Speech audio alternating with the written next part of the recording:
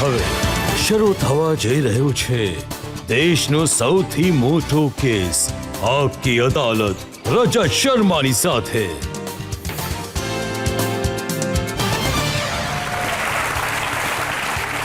નમસ્કાર, આપકી અદાલતમાં તમારું સ્વાગત છે। આપકી અદાલતમાં આજે રજૂ કરીશું એક એવા તારલાને જેમને તમે ઘણો પ્રેમ આપ્યો, દુલાર આપ્યો, સન્માન આપ્યું, એમની દરેક ફિલ્મને પાછલા 14 વર્ષમાં મોટી સક્સેસ આપી। એક એવા તારલા જે પોતાની મરજીથી ફિલ્મો બનાવે છે, એક એવા તારલા જે દરેક વખતે એક અલગ, એક નવા રૂપમાં નજર આવે છે। Please welcome Aamir Khan.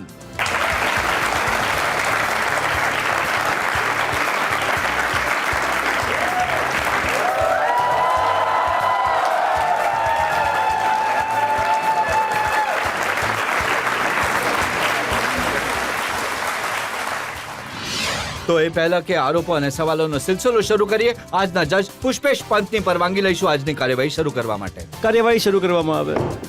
Case શરૂ થાય છે। આપકી અદાલતમાં પહેલો આરોપ આમિર ખાન પર। આપકી અદાલતમાં આમિર ખાન પર આરોપ છે કે તેઓ સૌથી મોટા ઇડિયટ છે। આમિર, આટલો પ્રેમ તમને લોકોએ આપ્યો, આટલું સ્નેહ લોકોએ તમને આપ્યું, પણ જે લોકો ફિલ્મ ઇન્ડસ્ટ્રીના લોકો છે, કે જે ક્રિટિક લોકો છે, એ હંમેશા મને કહે છે કે આ તો ગાંડો માણસ છે। એ એમ કહે છે કે એક વિચિત્ર માણસ છે, મેડ છે, કંઈ પણ કરે છે। અમુકે કહ્યું આ થોડો હલેલો છે।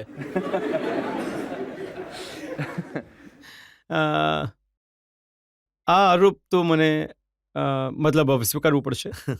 સાચે જ હું ઘણો પાગલ છું। મતલબ કે એકચ્યુઅલી હું મારા દિલને ફોલો કરું છું અને મારા જેટલા ડિસિઝન હોય છે એ સામાન્ય રીતે ઘણા ઇમ્પ્રેક્ટિકલ હોય છે। તો લોકોને લાગે છે કે આ શું ગાંડપણ કરે છે। અચ્છા, મને પણ લાગે છે કે ઇમ્પ્રેક્ટિકલ છે। જ્યારે હું ડિસિઝન લઈ રહ્યો છું મને લાગે છે કે હા યાર, આ વાત તો સાચી છે, આ કરવું તો નહીં જોઈએ, પણ મારું દિલ કહે છે કે યાર આ કરવું છે મને। હું તમને એક એક્ઝામ્પલ આપું છું। જેમ કે અમે બનાવી હતી ફિલ્મ રંગ દે બસંતી। હવે રંગ દે બસંતી જ્યારે રાકેશ મહેરા મને વાર્તા સંભળાવી, તો વાર્તા જ્યારે જે દિવસે સંભળાવી એમણે મને એ વાર્તા સાંભળી, મેં ઘણી ગમી અને મેં કહ્યું કે મહેરા સાહેબ, હું યાદ કરાવું કે હમણાં 2 જ મહિના થયા કે 4th ભગતસિંહ અને આઝાદની ફિલ્મ રિલીઝ થઈ છે અને કંઈ ખાસ ચાલી નથી, અને 2 મહિના પછી મને તું આ વાર્તા સંભળાવે જે ફરી ભગતસિંહ આઝાદ પર બની રહી છે। તો આ આપણે 5મી રિમેક બનાવીશું ભગતસિંહ અને આઝાદ પર। તો ઘણું ઇમ્પ્રેક્ટિકલ ડિસિઝન છે એકચ્યુઅલી, પણ મારા દિલ મને કહી રહ્યું છે કે આ ફિલ્મ કરવી જોઈએ। અને સાંજે મારી બહેનનો ફોન આવ્યો ન્યૂયોર્કથી, તો મેં એમને કહ્યું કે યાર મેં આજે એક ફિલ્મ સાઇન કરી છે। તો ફેમિલીમાં એક મોટું સેલિબ્રેશન જ્યારે હું ફિલ્મ સાઇન કરું છું તો એમણે કહ્યું અચ્છા ફિલ્મ સાઇન કરી તો ખરી, કેમ કે ઘણી ઓછી કરું છું। તો એમણે કહ્યું અચ્છા કઈ ફિલ્મ સાઇન કરી? તો મેં કહ્યું કે 5th રિમેક ઓફ ભગતસિંહ અને આઝાદ। તો એ હસવા લાગી અને કહ્યું કે please don't joke with me. I said નહીં, હું સાચું કહું। તો તમે એક રીતે જશો તો ઘણું ઇમ્પ્રેક્ટિકલ ડિસિઝન છે। અને જ્યારે મેં તારી જમીન પર બનાવી, તો ચાઇલ્ડ કેર એન્ડ એજ્યુકેશન પર હું ફિલ્મ બનાવી રહ્યો છું। એટલે કે માર્કેટના લોકો વિચારે છે કે યાર આ શું બનાવી રહ્યો છે, આ ચાલશે કે નહીં ચાલશે, આમાં ઇન્વેસ્ટ કરીએ કે નહીં કરીએ। તો સામાન્ય રીતે તો તમે પાછલા 10 વર્ષના મારા ડિસિઝન જોઈ લેશો તો બધા ડિસિઝન એક રીતે ઘણા જે લોકો તમને પ્રેમ કરે છે, જે તમારી સાથે કામ કરે છે, બધા ડરે છે આ વાતથી। જ્યારે તમે કોઈ ફિલ્મ સાઇન કરો છો, તમે તારી જમીન પરનું ઉદાહરણ આપ્યો અથવા રંગ દે બસંતીનું, એમને લાગે છે હવે મર્યો આ। ને બિલકુલ સાચું કહ્યું તમે કે હમણાં સુધી તો ઠીક હતું, પણ હવે આ વખતે એણે ઘણો મોટો પંકો લઈ લીધો છે। હવે હું તમને જણાવું 3 ઇડિયટ્સનો પંકો મેં લીધો માણસ છે। જેને સમજદાર માનીએ છે, ભણેલો ગણેલો માનીએ છે, એ કહે છે હું ઇડિયટ છું। હવે જો આ ફિલ્મમાં મારી રિયલ એજ તો 44ની છે, ફિલ્મમાં હું કરી રહ્યો છું 22। તો હવે આનાથી મોટી હિમાયત શું હોઈ શકે?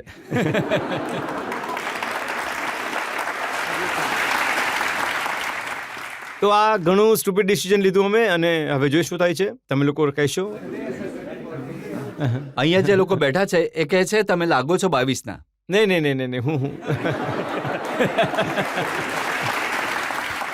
હું જ્યારે હું શૂટિંગ કરી રહ્યો હતો અને 3 ઇડિયટ્સની, તો એ વખતે હું ઘણો સિરિયસ હતો ડાયટ બાયટને લઈને। હવે શૂટિંગ કમ્પ્લીટ થઈ ગઈ છે. થોડું હું રિલેક્સ થઈ ગયો છું. થોડું ખાઈ પી રહ્યો છું. તમે ઘણું ખાધું પીધું ગજીનીમાં.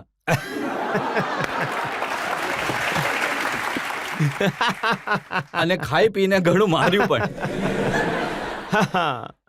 હા, એ પણ તમે જુઓ તો જ્યારે લોકોને હું જ્યારે કહેતો હતો કે હું આ ફિલ્મ કરી રહ્યો છું જેમાં હું એક્શન કરવાનો છું, તો કોઈ વિશ્વાસ કરતો જ નહોતો કે યાર મારા દોસ્ત યાર કે બધા કહેતા કે તું એક્શન કેવી રીતે કરીશ યાર. 20 લોકોને હું મારીશ તો કહેતા હતા કે યાર પબ્લિક વિશ્વાસ જ નહીં કરશે કે તમે આવું કરી શકો તમે. તો મેં કહ્યું કે નહીં યાર, બોડી બનાવવાનો છું. તો એમણે કહ્યું કે યાર અમને તો લાગતું નથી કે ક્યારે થશે. તો આ પણ એક મોટું અનયુઝ્યુઅલ ડિસિઝન હતું. તો ફિલ્મની રિક્વાયરમેન્ટ હતી તો મેં કર્યું. આઈ થિંક કેવી રીતે કર્યું? ખરેખર વેઇટ ટ્રેનિંગ મેં ક્યારેય કરી નથી જીવનમાં. તો જ્યારે આ ફિલ્મ માટે રખડવી પડી તો મેં એક સારા ટ્રેનરને પસંદ કર્યો અને એની પાસે કામ કરવાનું પસંદ કર્યું. અને જેમ મેં ટ્રેનિંગ શરૂ કરી તો મને રિયલાઇઝ થયું કે આજે મેં બીડું ઉઠાવ્યું છે એ ઘણું મુશ્કેલ બીડું છે. કારણ કે આ બોડી બિલ્ડિંગ જે છે એ ઓવરનાઇટ નથી થતી. It tax 4-5 years to develop proper physics. 4-5 વર્ષ લાગે છે. હા, હવે આ શૂટિંગ માટે તો આટલો સમય છે નહીં. તો મેં ઘણા પાગલપનથી કામ કર્યું શરૂ હતું. અને એટલે દિવસમાં હું 3-3.5 કલાક વર્કઆઉટ કરતો હતો અને ઘણો જ સ્ટ્રેનિયસ વર્કઆઉટ કરતો હતો. અઠવાડિયામાં 6 દિવસ, 1 દિવસ હું રેસ્ટ કરતો. અને ઘણું બધું શીખવા મળ્યું એનાથી મને કે બોડી બિલ્ડિંગમાં ડાયટ પણ ઘણું જરૂરી છે. જે તમે ખાઓ છો, ખાવાનું એ બેલેન્સ ડાયટ કરવું જોઈએ. તમને રેસ્ટ ઘણું જરૂરી છે. તમે 8 કલાક સૂવો તો એ ઘણું જરૂરી છે ફિઝિક્સ માટે. મને પણ નહોતી ખબર કે હું કેટલો સફળ રહીશ, હું કેટલું બનાવી શકીશ, પણ ઠીકઠાક થઈ ગયું. આઈ થિંક ફાઇનલી ઘણું સારું થયું અને લોકો એને ઘણું પસંદ પણ કર્યું. અને હવે મને લાગે છે 15 મિનિટ થઈ રહી છે, ક્યાંક તમે ભૂલી ના જાઓ.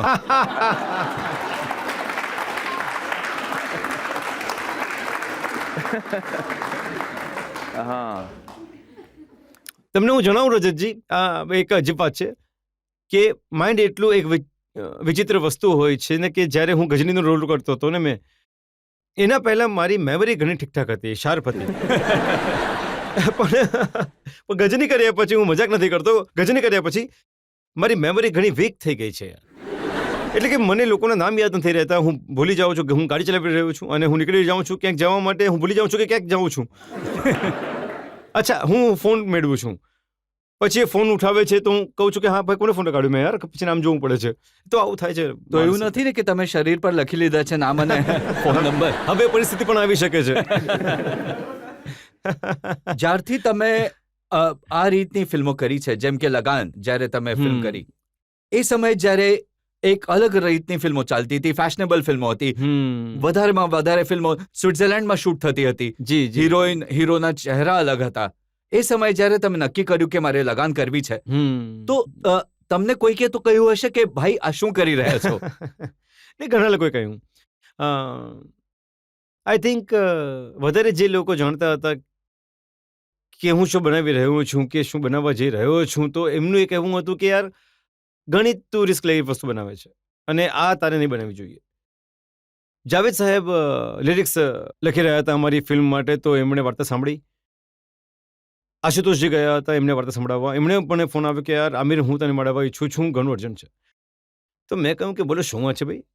તો એમણે કહ્યું કે આટલી કમાલની ખરાબ સ્ક્રિપ્ટ મેં ઘણા અરસાથી નથી સાંભળી, જે મેં આજે સાંભળી છે. અને ઘણી ખરાબ ફિલ્મ છે, ઘણી ખરાબ ફિલ્મ ફ્લોપ થવાની છે. તો please, I am well wishes of yours, તો આ પ્લીઝ તમે ફિલ્મ ન બનાવો. તો હું બિલકુલ ડરી ગયો, કારણ કે જાવેદ સાહેબ ઘણી ઇજ્જત કરું છું. તો મેં કહ્યું તમે થોભો, હું હમણાં જ તરત તમારા ઘરે આવું છું.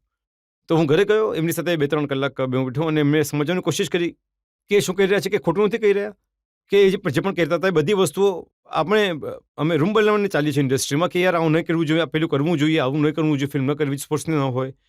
તો જેટલા રૂલ્સ છે, એમણે કહ્યું કે જેટલા પણ રૂલ્સ છે સિનેમાના, મેઇન સ્ટ્રીમના સિનેમાના, તમે બધા તોડી રહ્યા છો, એક જ ફિલ્મ તોડી રહ્યા છો. તો આ તમારી ફિલ્મ ઘણી ડેન્જરસ ફિલ્મ બનાવી રહ્યા છો. તો મેં કહ્યું તમારું કેવું ખોટું નથી જાવેદ સાહેબ, તમે સાચું કહી રહ્યા છો, પણ મારું દિલ કહે છે કે યાર આ ફિલ્મ સારી છે અને મારે આ બનાવવી જોઈએ. તો હું ઈચ્છીશ કે હું બનાવું અને આવું જ બનાવું. પણ તમે જો લિરિક્સ ન લખવા ઈચ્છો તો કારણ કે તમે આટલી ખરાબ લાગી છે તો હું તમને રિક્વેસ્ટ નથી કરી શકતો. તો એમણે કહ્યું કે નહીં યાર, જ્યારે તું સુસાઇડ કરવા માંગે છે તો હું તને થોડી હેલ્પ કરી દઉં છું. અચ્છા, પણ જ્યારે ફિલ્મ બની તો એમણે ઘણી ગમી. પાછલા 15 વર્ષ જોઈએ તો 14 ફિલ્મો તમે કરી છે, 13 ફિલ્મો ચાલી છે. એક ફિલ્મ જેના પર તમે ઘણી મહેનત કરી, મૂછ લગાવી, વાળ લગાવ્યા, મંગલ પાંડે. મંગલ પાંડે, તમારું કહેવાનું સાચું છે. ક્યાંક ને ક્યાંક અમે જરૂર ચૂકી ગયા શું અમારા નરેશનમાં, વાર્તા કહેવામાં, પણ મારા દિલમાં વસેલી છે એ વાર્તા. કારણ કે એ વાર્તા છે જે ફ્રીડમના વિશે વાત કરે છે, ફ્રીડમના કોન્સેપ્ટના વિશે વાત કરે છે. કદાચ એમાં હિન્દુસ્તાની ઘણા જ જજ્બાતી હોય છે અને જ્યાં સુધી ફ્રીડમનો સવાલ છે આપણને લાગે છે કે યાર અંગ્રેજ આવ્યા હતા, આપણા પર હુકુમત કરીને ગયા, આપણે એમને ચંપલ મારીને કાઢવા જોઈએ. તો એ ફિલ્મમાં એ નથી થતું કારણ કે હિસ્ટોરિકલ મંગલ પાંડે વોઝ હેંગ્ડ. તો અમે એનું એન્ડ ચેન્જ નથી કરી શકતા. કદાચ એ ડિસઅપોઇન્ટમેન્ટ થઈ જશે ઓડિયન્સના દિલમાં. તમે જો એ ફિલ્મ જોઈ હોય તો તમને કહો કે આરામથી શું ખામી રહી ગઈ. ના, હું તમને હજી એક વસ્તુ જણાવું કે એ મારી ફ્લોપ ફિલ્મોમાંથી ફિલ્મ ગણાય છે જે અસફળ હતી. પણ એ ફિલ્મનો જે બિઝનેસ થયો એ ઘણી બધી સફળ ફિલ્મોથી એટલે કે 2-3 ગણો વધારે હતો. તો જો મારી અસફળ ફિલ્મ એટલી સફળ થાય છે તો હું ખુશ છું. હું તો તમને અસફળતાના વિશે નહીં, પણ જે પાગલપન છે એ, અને આ કોઈ હમણાંનું નથી. જે સમય તમે બાજી કરી હતી ઘણા વર્ષો પહેલા, તો મેં સાંભળ્યું કે એ સમયે છોકરીનો રોલ કરવા માટે તમે આખી બોડી પર વેક્સિંગ કરાવ્યું હતું. સાચું છે. તો આ બધી વસ્તુઓ કરી છે. મંગલ પાંડેમાં મેં વાળ વધારી લીધા હતા, મૂછ વધારી હતી. 1.5 વર્ષ લાગ્યો હતા મને યાદ છે ગુલામ ફિલ્મ, તમે ચાલતી ટ્રેનની સામે કૂદી ગયા હતા અને મરતા બચ્યા હતા. હા, એ ખાસ પાગલપણ હતું મારું અને એ બિલકુલ નહીં કરવું જોઈતું હતું મારે. કેટલા ઉદાહરણ ગણાવું હું. રાજા હિન્દુસ્તાનમાં તમે વોડકા પી લીધી હતી, તમે આમ દારૂ નથી પીતા પણ રોલ કરવા માટે. હા, એ સીન હતો. દારૂ પીને રાજા જે છે ઘણો ઇમોશનલ થઈ જાય છે અને આખી ખાલી મતલબ પાર્ટીમાં બધા લોકો તો એમાં મેં ક્યારે દારૂ પીધો ન હતો. મને લાગ્યું કે યાર આ સીન પર હું કેવી રીતે કરી શકીશ. કોન્ફિડન્સ નહીં હતો અને મને હંમેશા ડર રહેતો હતો કે યાર હું ખરાબ શોટ નહીં આપું. હવે જો માણસ ડ્રંક છે અને મેં પોતે ક્યારે દારૂ નથી પીધો જીવનમાં, તો હું કઈ રીતે કરીશ એ સીન મને ખબર નહોતી. તો મેં ડિરેક્ટરને કહું કે યાર હું એકદમ કામ કરું છું, એક પી લઉં છું. તો એનાથી થશે કે જે નશો જે છે ચડશે પોતાની જાતે અને પછી એક્ટિંગ કરવાની જરૂર નહીં પડશે. તો કામ સહેલું થઈ જશે આપણું. એ તો એને ડર હતો કે યાર તમે ક્યારે પીધી નથી પણ તમે પીશો તો પછી 2-3 ગ્લાસ પછી તમે ક્યાંક સૂઈ નહીં જાઓ. તમે ફેન્ટ થઈ જશો તો મારું શૂટિંગ બંધ થઈ જશે. તો મેં કહું ચાલો કરીને જોઈએ શું થાય છે. તો તમે માનશો નહીં, મેં આખી બોટલમાંથી ફક્ત થોડી રહી ગઈ હતી. કારણ કે આખો દિવસ એ શૂટિંગ ચાલ્યું. કંઈક સીનનું 8-10 કલાક શૂટિંગ ચાલ્યું હતું. તો દરેક અડધા કલાકમાં એ આવી જતું હતું એક ગ્લાસ લઈને. અને એટલે પહેલા 2 ગ્લાસ પછી જ્યારે મને પીવું પડતું હતું તો મને ઓલમોસ્ટ ઉલટી આવતી હતી, કેમ કે મને આદત નહીં હતી. And I was not use to it. તો it was very in place પણ ઘણી વિચિત્ર હતો. સિસ્ટમને આદત ન હતી. આ બધી આદત થઈ ગઈ કે પછી? નહીં, આદત તો હજી પણ નથી થઈ. એ પછી તમે શરૂ નહીં કરી? નહીં, હું દૂર રહું છું આ બધી વસ્તુઓથી જેટલું થઈ શકે. આટલા બધા પાગલપનના મેં ઉદાહરણ જોયા છે, તો સૌથી મોટું પાગલપનનું એક્ટ કયું હતું?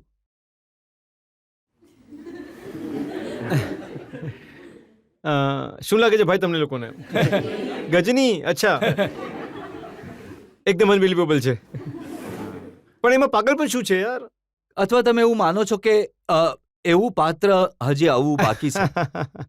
નહીં, આઈ થિંક કે બધા ડિસિઝન મારા ઘણા વિચિત્ર રહ્યા છે. ફિલ્મ મને લાગે છે કે યાર ફિલ્મ માટે જેનાથી સૌથી વધારે ખુશી થઈ છે, જો હું કહે સૌથી સારું મોટું પાગલપન હતું મારું, એક રીતે કહો તો તમે, એ હતી તારે ઝમીન પર. કારણ કે એ ફિલ્મ એવી હતી કે જ્યારે મેં વાર્તા એની સાંભળી તો એક તો હું ઘણો રડ્યો, અને પછી મારી અંદર જે ફિલિંગ્સ હતી એ સમયે એ જ મને લાગ્યું કે યાર આ શેર કરવું જોઈએ હિન્દુસ્તાની ઓડિયન્સની સાથે, જે મને અત્યારે આ અનુભવ થઈ રહ્યું છે. હવે એમાં હિરોઈન નથી, એક બાળકની વાર્તા છે, ચાઇલ્ડ કેર અને એજ્યુકેશન પર ફિલ્મ બનાવી રહ્યો છું. તો લોકો મને પૂછે ભાઈ તમે ડોક્યુમેન્ટરી બનાવો છો? ના ભાઈ, હું ફિલ્મ બનાવી રહ્યો છું. ડિસ્લેક્સિયાની ઉપર ફિલ્મ છે, તો લોકો વિચારતા હતા કે ડિસ્લેક્સિયા શું છે યાર. તો આ ઘણો મુશ્કેલ પ્રોજેક્ટ હતો બનાવવા માટે, પણ જે રીતે ઓડિયન્સે એને રિસીવ કર્યું અને આટલા લોકોનું જીવન બદલાયું આનાથી, મતલબ કે એક રીતે આ વાર્તાને કારણે હું પોતે એક માણસની જેમ મારામાં પોતામાં બદલાવ આવ્યો. હું બાળકોને અલગ દ્રષ્ટિથી જોવા લાગ્યો, હું મારા પોતાના બાળકોને પણ અલગ રીતે જોવા લાગ્યો. તો મને લાગ્યું કે આ ઘણી મહત્વની ફિલ્મ હતી મારા માટે, ને માત્ર મારા માટે પણ આપણી આખી ઓડિયન્સ માટે. જે રીતે એક સોસાયટીમાં એક બદલાવ આવ્યો છે બાળકો તરફ કે એજ્યુકેશનની તરફ, એટલી ખુશી થાય છે મને કે હું જિંદગીમાં એક કામ એવું કરી શક્યો જેનાથી લોકોના જીવનમાં કંઈક બદલાવ આવ્યો, જે ચેન્જ, ઘણો સારો ચેન્જ આવ્યો એમની જિંદગીમાં. તો આ સૌથી મોટું પાગલપન હું આને કહી શકીશ કે આ છે મારું પાગલપન. તો મેં ઘણી સારી ફિલ્મ બનાવી અને ઘણું સારું કામ કર્યું, અને હું એટલું જરૂર કહી શકું છું કે આ ફિલ્મને કારણે તમારા પર પાગલપનનો જે ચાર્જ મેં લગાડ્યો તો એને હું પાછો લઉં છું.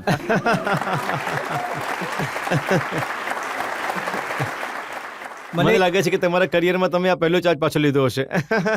જી 16 વર્ષમાં ક્યારે એવો સમય નથી આવ્યો કે કોઈ પર લગાડેલો આરોપ પાછો લઈ લઈએ. આપણે એક બ્રેક માટે રોકાઈશું અને બ્રેક પછી એવા આરોપ લગાવવાની કોશિશ કરીશું જેને કદાચ પાછો નહીં લેવો પડે. બ્રેક પછી મળીએ. તમે તમારા બ્લોગમાં શું લખ્યું તો એ જરા હું વાંચીને સંભળાવું છું લોકોને. નહીં વાંચો. હું એક ઝાડની નીચે મારી અમ્મી અને જુનેદ સાથે બેસીને ગેમ રમું છું અને શાહરૂખ મારા પગ ચાટી રહ્યો છે.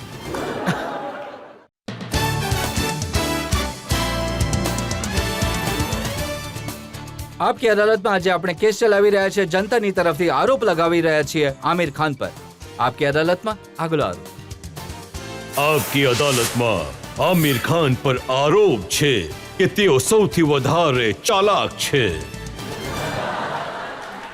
આપણે આમિર અત્યાર સુધી ઘણી સારી વાતો કરી, તમારી સારી ફિલ્મોની વાત કરી. જો મુંબઈની ભાષામાં કહું તો એ કહે છે કે આ જેવો દેખાય છે એવો છે નહીં, ઘણો ચાલુ છે. જુઓ, તમે ક્યારેક કહો છો કે હું પાગલ છું, ક્યારેક તમે મને કહો છો કે હું ચાલુ છું. હું તમને ઉદાહરણ આપો. હાલમાં જ રેસ રિલીઝ થઈ, જેમાં સૈફ હતા, કરીના હતી. તમે ફિલ્મના પ્રીમિયર પર પહોંચ્યા અને પહેલી વાર તમારો એક ગજીની વાળો લુક લોકોને દેખાયો, તો એ ફિલ્મની પબ્લિસિટી તો બાજુમાં રહી ગઈ, બધું અટેન્શન તમારા પર થઈ ગયું. અચ્છા. ગજની ફિલ્મમાં મારા 2 લુક છે. એક તો જેમાં મારા વાળ છે, નોર્મલ છું હું, સંજય સંગનિયા. પછી એક અકસ્માત થાય છે એના જીવનમાં, પછી એનો અલગ ચેન્જ લુક છે, વાળ શેવ થઈ જાય છે, નિશાન આવી જાય છે માથા પર. તો અડધી ફિલ્મનું શૂટિંગ થઈ ચૂક્યું હતું, જેમાં કે વાળની સાથે શૂટિંગ હતી, કેરેક્ટર હતું. એના પછી અમે વાળ શેવ કર્યા. એ દિવસોમાં રમેશજી મારા મિત્ર છે, રમેશ દુરંજનીજી, એમ ફોન આવ્યો કે મને મારી એક ફિલ્મનું પ્રીમિયર છે પ્રેસનું, તો તમે જરૂર આવો. એ વારંવાર ઇન્સ્ટિટ કરી રહ્યા હતા અને ઘણી વાર એવું થયું હતું કે હું જઈ ન શક્યો હતો એમની પાર્ટીઝમાં, એમના ફંક્શન્સમાં. તો મેં એમને પ્રોમિસ કર્યું હતું કે હું જરૂર આવીશ. હવે એના એક દિવસ પહેલા મારું મુંડન થયું હતું. હવે હું કરતો તો હું શું કરતો? તો એમાં કોઈ સ્ટ્રેટેજી નહીં, બિલકુલ સ્ટ્રેટેજી નહીં. શાહરૂખ ખાનની ફિલ્મ રબને બનાદી જોડી એ રિલીઝ થઈ. એમાં ઘણી કોશિશ કરીને એમણે થોડી વાર માટે એમણે પોતાનો લુક ચેન્જ કર્યો હતો. જ્યારે લોકો ત્યાં ફિલ્મ જોવા પહોંચ્યા, દરેક થિયેટરની બહાર આમિર ખાનના મોટા કટઆઉટ લાગ્યા હતા, જેમાં તમારું એ ટકલુવાળું માથું હતું. લોકો રબને બનાદી જોડીને ભૂલી ગયા અને એ કેરેક્ટરને યાદ રાખ્યું.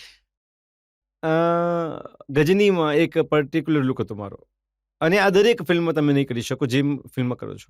તો અમે વિચાર્યું કે ઓલ ઇન્ડિયા જેટલા મલ્ટીપ્લેક્સીસ છે એમની સાથે આપણે ડીલ કરીએ કે એ જેટલા પણ એમના યુઝર્સ છે, કેન્ટીનવાળા છે, જેટલા પણ સ્ટાફ છે, દરેક જગ્યાએ મલ્ટીપ્લેક્સમાં 40-50 લોકો હોય છે, વધારે પણ હોય છે. તો એ જે છે એ ગજનીનો લુક બનાવે, વાળ શેવ કરે અને એ સ્કાર 2-3 સ્કાર બનાવે. તો એનાથી એ અમારો પોસ્ટર બની જશે એક રીતે. જો તમે જુઓ તો એ જે અમારું ટ્રેલર જે છે એ મલ્ટીપ્લેક્સનો સ્ટાફ જે છે એ ટ્રેલર બની ગયા. એ ઘણો નોર્મલ કોન્સેપ્ટ હતો, જ્યાં તમે જુઓ તમને ગજની દેખાય. તો આ એક આઈડિયા હતો જે અમે વિચાર્યું કે સારો આઈડિયા છે અને એને કરવો જોઈએ. અને આ સ્વાભાવિક છે કે અમારી ફિલ્મ રિલીઝના પહેલાં કરીશું. હવે અમારી ફિલ્મના રિલીઝના 2 હપ્તા પહેલાં શાહરૂખ ખાનની ફિલ્મ આવી હતી. તો અમે આમાં અમને શાહરૂખ અગેન્સ્ટ કંઈ કરવું નહોતું, પણ અમે અમારી ફિલ્મનું પ્રમોશન, પબ્લિસિટી કરી રહ્યા હતા. મેં શાહરૂખનું એક નિવેદન જોયું. શાહરૂખે કહ્યું કે હું આટલો મોટો બ્રાન્ડ છું, તો એનો ઉપયોગ કરવાની કોશિશ કરી આમિર ખાને. જ્યારે મારી ફિલ્મ આવી હતી તો પછી ત્યાં પબ્લિસિટી માટે ઉપયોગ કર્યો. સારી વાત છે, શાહરૂખ ખાન મને હેલ્પ કરે છે તો સારી વાત છે યાર.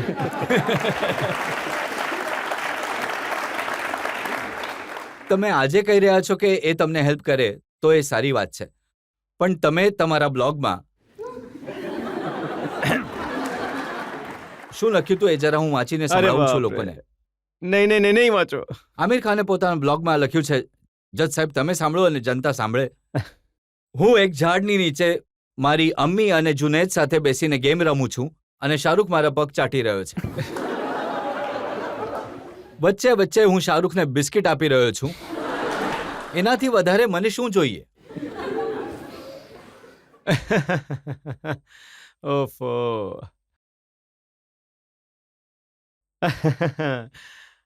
હવે હું શું કહું રજતજી? સાચું તો એ છે કે આ એક મજાક હતી અને શાહરૂખ અને મારી વચ્ચે, એટલે કે શાહરૂખ મોટે ભાગે ફિલ્મફેર નાઇટ અને જેટલા તમારા શો હોય છે, એવોર્ડ શો હોય છે, તો મોટા ભાગે મારા પર મજાક કરે છે. અને મને સારું લાગે છે કે મારો દોસ્ત છે, મજાક કરી રહ્યો છે મારા પર, તો કોના પર કરશે? સંજોગની વાત એ છે કે અમે એક ઘર ખરીદ્યું પંચગીનીમાં, કિરણે અને મેં. અને એ ઘરમાં જે કેરટેકર્સ છે, જે પાછલા 20 વર્ષથી ત્યાં કામ કરી રહ્યા છે, આનંદીબાઈ અને બાબુ, એ પણ ઈચ્છતા હતા કે જો કે હવે અમોદસ થઈ ગયા છે, પણ સાથે રહે અમારા. તો અમે પણ ખુશ હતા કે અમારી સાથે રહેશે.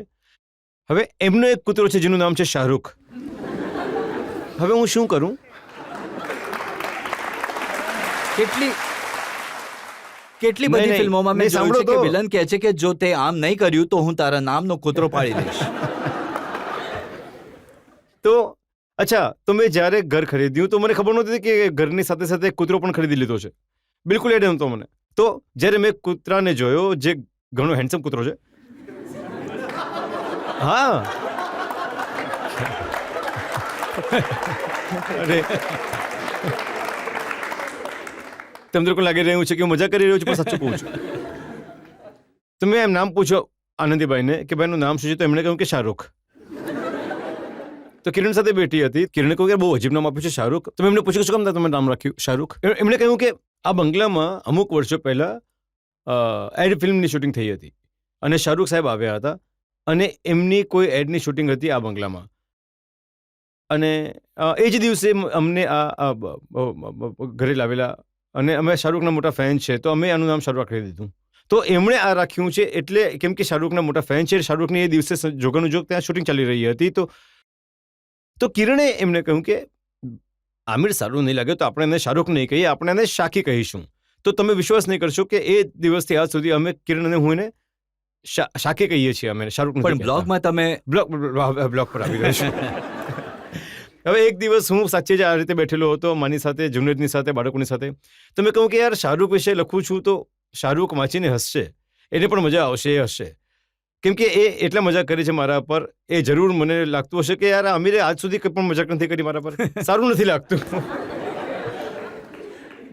તો મેં મજાક કરી અને એ જ એટલે કે મારા દિલમાં શાહરૂખ માટે ઇજ્જત છે, રિગાર્ડ છે, રિસ્પેક્ટ છે. આમાં કોઈ તંજ ન હતો. એવી રિગાર્ડ રિસ્પેક્ટ છે કે તમે પબ્લિકલી કહી દો છો કે શાહરૂખ ખાન નંબર 2 છે, એ પોતાની જાતને નંબર 1 સમજે છે. નહીં, હું કોણતા હું છું એને નંબર 2 કહેવા વાળો. એકચ્યુઅલી નંબરિંગ તો હું કરતો જ નથી. મારા માટે મારા જે ફેવરેટ સ્ટાર છે ઘણા દિલીપ કુમારજી છે, બચ્ચન સાહેબ છે, નરગિસજી છે, તો હું એમનો મોટો ફેન છું. તો મારા માટે તો નંબર 1 આ જ રહેશે. લતાજી નંબર 1 છે મારા માટે, તો મારા માટે તો નંબર 1 એ જ છે. પણ એટલે હું મારી પાસે ગણતરીમાં આવતો જ નથી. એક આખી હું નંબર 2 પણ નથી આવતો.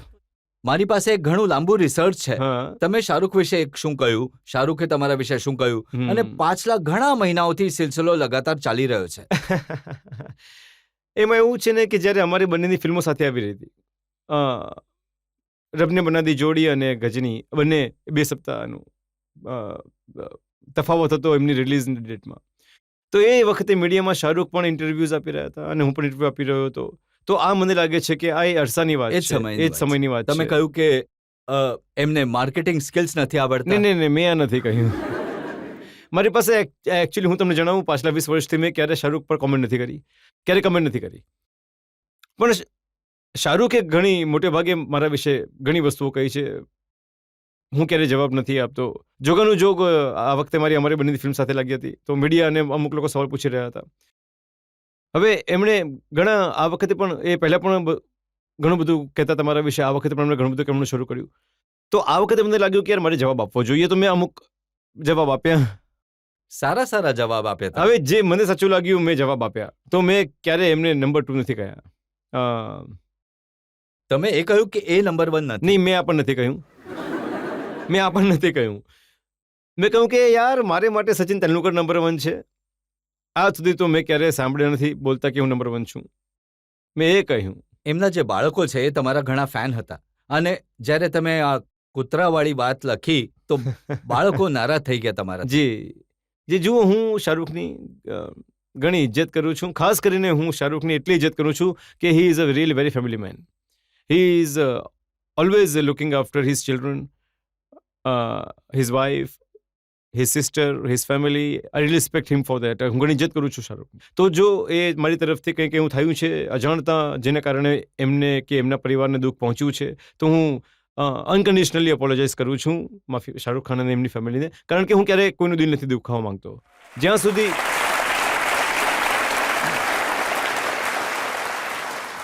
જો તમે અમેરિકાથી આવતા હતા જી અને પછી જ્યારે પાછા આવ્યા તો તમને પૂછ્યું કે ભાઈ તમારી ચકાસણી થઈ? તમે કહ્યું મારી તપાસ કોઈ નહીં કરે, હું તો ઇડિયટ છું. અને પછી સાથે તમે એ જોડી દીધું. જો તમે મીડિયાવાળા પહેલા તો અમને લોકોને પકડી લો છો, પછી તમે જવાબ આપી છે, પછી પાછળ મને વઢો છો.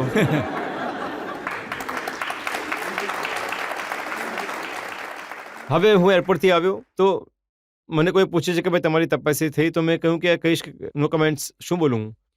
તો મેં કહ્યું કે નહીં થઈ. તો કે કેમ નહીં થઈ? હું શું કહું? હું 8 કલાક ફ્લાઇટમાં બેસીને આવ્યો છું, મને કોઈ રીતે પૂછ્યું તપાસી કેમ નહીં થઈ? હવે હું શું જવાબ આપું? કેમ નહીં થઈ?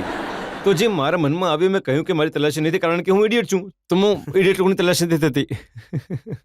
તમે એને કહ્યું કે તમે સાથે સાથે એ કહ્યું કે શાહરૂખની એટલી થઈ કારણ કે એ પોતાને ઘણો ઇન્ટેલિજન્ટ સમજે છે? નહીં,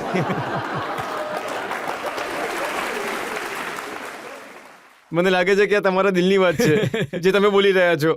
આ વાત સાચી છે કે પહેલા ક્યારેય મજાક નહોતા કરતા, પહેલા ક્યારેય રિએક્ટ નહોતા કરતા, અને આ જ્યારે સિલસિલો શરૂ થયો તો પછી આ માત્ર શાહરૂખ સુધી ન અટક્યો? હવે શું કહી દીધું મેં? સલમાન વિશે તમે શું કહ્યું? ઓ,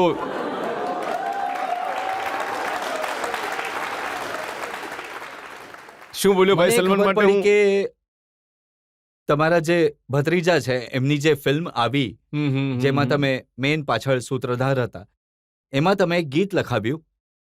એ ગીત છે है मस्कुलर वेरी मस्कुलर, है पॉपुलर वेरी पॉपुलर. આ બધું સલમાન વિશે છે. પછી તમે લખ્યું કે पप्पू दिखने में अंग्रेज है, पप्पू की गाड़ी तेज है, पप्पू कुड़ियों में क्रेज है, અને પછી તમે કહ્યું बट पप्पू कांट डांस आला.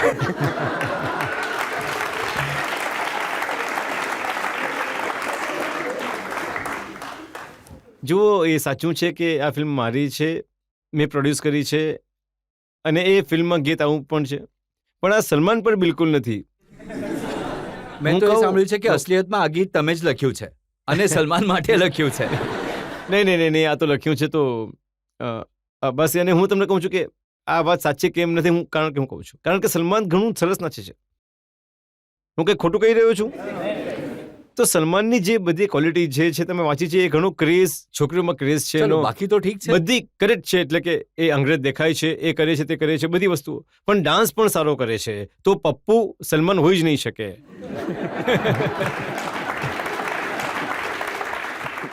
હવે 3 ઇડિયટ્સ છે.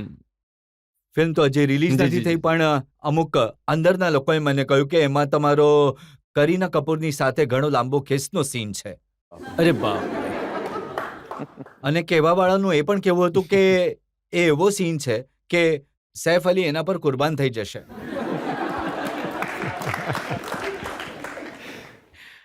અચ્છા, મને એકચ્યુઅલી એક સવાલ મારે પૂછવો છે. આ બધી વસ્તુઓ તમને લોકોને ખબર ક્યાંથી પડે છે? આ ફિલ્મ હજી રિલીઝ થઈ નથી, તો આ તમને કઈ રીતે જાણી લીધું? એમના હાથ બહુ લાંબા છે. કઈ રીતે મને તમને ખબર કઈ રીતે પડે છે? તમે પહેલા કહો કેટલી લાંબી એ.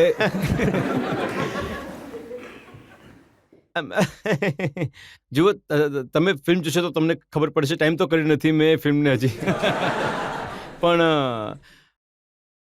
એક રોમેન્ટિક મુમેન્ટ છે સારી. પણ આ બધું ખબર કેવી રીતે પડે છે તમને? ફિલ્મ તો જે લાગી નથી.